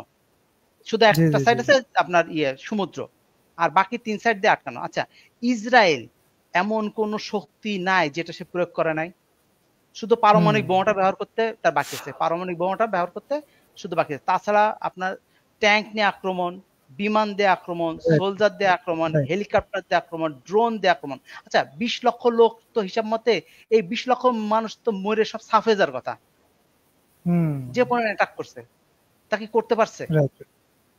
আপনি তাও আমি এই অল্প দিনের কথা বলতে যাচ্ছি না, আমি বলতে চাচ্ছি যে এত বছর ধরে তারা তো চেষ্টা চালিয়ে যাচ্ছে। আল্লাহ সুবহানাহু ওয়া তাআলা যদি কোন জাতিকে রক্ষা করতে চান, আল্লাহ সুবহানাহু ওয়া তাআলা কাউকে যদি জীবন দিতে চান, তাহলে কেউ পারবে না তাদেরকে ধ্বংস করতে। ভারত, বাংলাদেশ এবং পাকিস্তান এই 3টা দেশ মিলে প্রায় 65 কোটি মুসলিম স্টিল নাও অ্যালাইভ।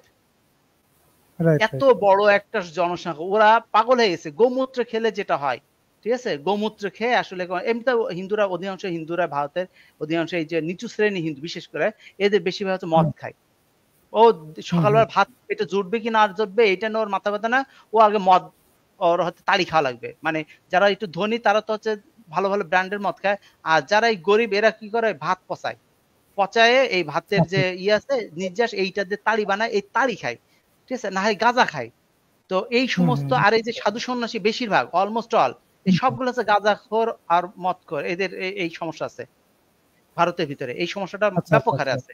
কারণ হচ্ছে যে ওরা আসলে এটাকে অবৈধ মনে করে, যার জন্য বাংলাদেশের একজন হিন্দু পণ্ডিত তিনি আক্ষেপ করে বলতেছিল যে বাংলাদেশে মুসলিম ছেলেরা তো কই মসজিদের ভিতরে তো গাঁজা খায় না, মসজিদের ভিতরে তো ওরা তো মদ খায় না, আর তোমরা হিন্দুরা পূজার সময় তোমাদের মদ খাওয়া লাগবে হচ্ছে ওই পূজা মণ্ডপে বসে। এটা ঠিক বলছেন ভাই, আমি গতকালকে একজন হিন্দু ধর্মগুরুকে এই কীর্তনের ভিতরে বলতে শুনতেছিলাম, উনি বলতেছিলেন যে মুসলমানরা দেখো বা অন্যান্য ধর্মে দেখো, তারা কিন্তু তাদের ধর্ম গৃহে তারা জুয়া খেলা কিংবা হচ্ছে মদ খাওয়া এগুলো করে না, কিন্তু হিন্দুরা করে। তোমাদের ধর্ম কেমন মনে করো? হ্যাঁ, তাহলে এই যে সমস্যাটা ব্যক্তিগত জীবনে যে যত খারাপ হোক, সে কিন্তু তার ধর্মীয় প্রতিষ্ঠানে যে এই কাজগুলো করে না। না না না, সেটাই বলতেছি, সেটাই। তার মানে কখন এমন কাজ করে যে তার ধর্মীয় পবিত্র স্থানে যে সে যখন এই ধরনের অপকর্মের সাথে লিপ্ত হয়, তখন বুঝতে হবে যে সামথিং রং, ঠিক আছে? এই যে যারা এই সমস্ত দায়িত্ব আছে হিন্দু পণ্ডিত, অ্যাকচুয়ালি এরা জ্ঞানীও না, এরা চিন্তাশীল না, এরা হচ্ছে মানে এক টাইপের মানে বিকৃত মস্তিষ্কে মানুষের হওয়ার কারণেই আসলে এই ধরনের কথাবার্তা, মানে অন্যভাবে আসলে লাইভে চলতেছে তো অনেক সময় অনেক কথা বলা যায় না, বুঝছেন মনিরুল ভাই? এই আর কি, বুঝে নিতে হয়, ইশারায় বুঝে নিতে হয়। আসলে আমাদের ভিতরে হিন্দু বিদ্বেষ বা এই জাতীয় কোনো বিষয় না আর কি, যেটা আসলে ফ্যাক্ট আর কি, আমরা যেটা দেখতে পাই সেটাই আর কি আমরা বললাম আর কি। তো যাই হোক, তাদের মধ্যেও একটা শুভ বুদ্ধির উদয় হোক, আমরা যেটা বলি আর কি। তারা মুসলমানদের সাথে যে অযাচিত যে একটা কি বলবো, যে একটা মানে শত্রুতাপূর্ণ একটা সম্পর্ক বা এই যে এইভাবে অ্যাগ্রেসিভ ভাবে তারা বলতেছে, এখান থেকে তারা ফিরে আসুক, এটাই দোয়া করি আর কি, কামনা করি। তো ঠিক আছে তুহিন ভাই, আপনাকে অসংখ্য ধন্যবাদ, যুক্ত হয়েছিলেন আর কি। অনেক কথা হলো আর কি, ভালো লাগলো আর কি, অনেকদিন পরে কথা হলো। তো মাঝখানে আসলে লাইভ করা অনেকদিন বন্ধ ছিল আর কি, আমিও খুব ব্যস্ত ছিলাম। তো বিভিন্ন সমসাময়িক কিছু ইস্যু আছে, আমার মনে হয় এই বিষয়গুলো নিয়ে একটু আসলে আলোচনার দরকার আছে, এই কারণে আবার একটু শুরু করছে আর কি লাইভে আসার। তো আল্লাহ তাআলা তৌফিক দান করেন আর কি, এই আর কি। তো ঠিক আছে, ভালো থাকেন, আজকের মতো এখানেই শেষ করি আর কি। তো দেখা হবে ইনশাল্লাহ পরে সবার সাথে। তো সুপ্রিয় দর্শক যারা দেখতেছিলেন, আমি এ পর্যন্ত স্ক্রল করে যেটা দেখেছি মোটামুটি ভিডিওটা 100-র উপরে আর কি ভিউ হয়েছে। অনেকদিন পর আসলে লাইভে আসছে, এই কারণে হয়তো একটু ভিউ কম হয়েছে, সেটাও একটা কারণ। তো যাই হোক, হয়তো অনেক ভিজিটর আর কি অলরেডি আমাদের এই ভিডিওটা দেখেছেন। আমি সবসময় মোটামুটি দেখলাম যে কেউ কেউ ভিডিওটা দেখেছেন, এখনো অনেকেই আছেন যুক্ত। তো ইনশাল্লাহ আমরা চেষ্টা করব নিয়মিত এই আমার কথা যে অনুষ্ঠানটা আর কি, এটার লাইভে আসার জন্য আর কি নিয়মিত আমি চেষ্টা করবো ইনশাল্লাহ। আর আপনারাও চাইলে আপনারা যুক্ত হতে পারেন, যুক্ত হওয়ার লিঙ্ক দেওয়া থাকবে। নর্মালি হচ্ছে মাগরিবের পর থেকে বা রাতেই হচ্ছে আমরা এই লাইভটা করার চেষ্টা করব আর কি, বিভিন্ন সময় বিভিন্ন বিষয় নিয়ে আসার চেষ্টা করব। আর আমি আরেকটা জিনিস চেষ্টা করব, সেটা হচ্ছে আগে থেকে আমার পেজে হচ্ছে এই নোটিশটা দেওয়ার জন্য আর কি, আজকে কোন বিষয়ে আলোচনা হবে টাইম উল্লেখ করার চেষ্টা করব আর কি। তো চেষ্টা করবেন আপনারা লাইভে যুক্ত হওয়ার জন্য আর কি। আপনাদের যদি কোনো মতামত থাকে, মন্তব্য থাকে, সেগুলো কোনো গঠনমূলক যদি কোনো মতামত থাকে, সিদ্ধান্ত থাকে, আপনার দৃষ্টিভঙ্গি আপনি জানাতে পারেন আর কি। তো এই কথা বলে আজকের মতো আমি লাইভ থেকে বিদায় নিচ্ছি আর কি। সবাই ভালো থাকবেন, সুস্থ থাকবেন, সুন্দর থাকবেন, এই কামনা করে আজকের মতো আমি বিদায় নিচ্ছি। আসসালামু আলাইকুম।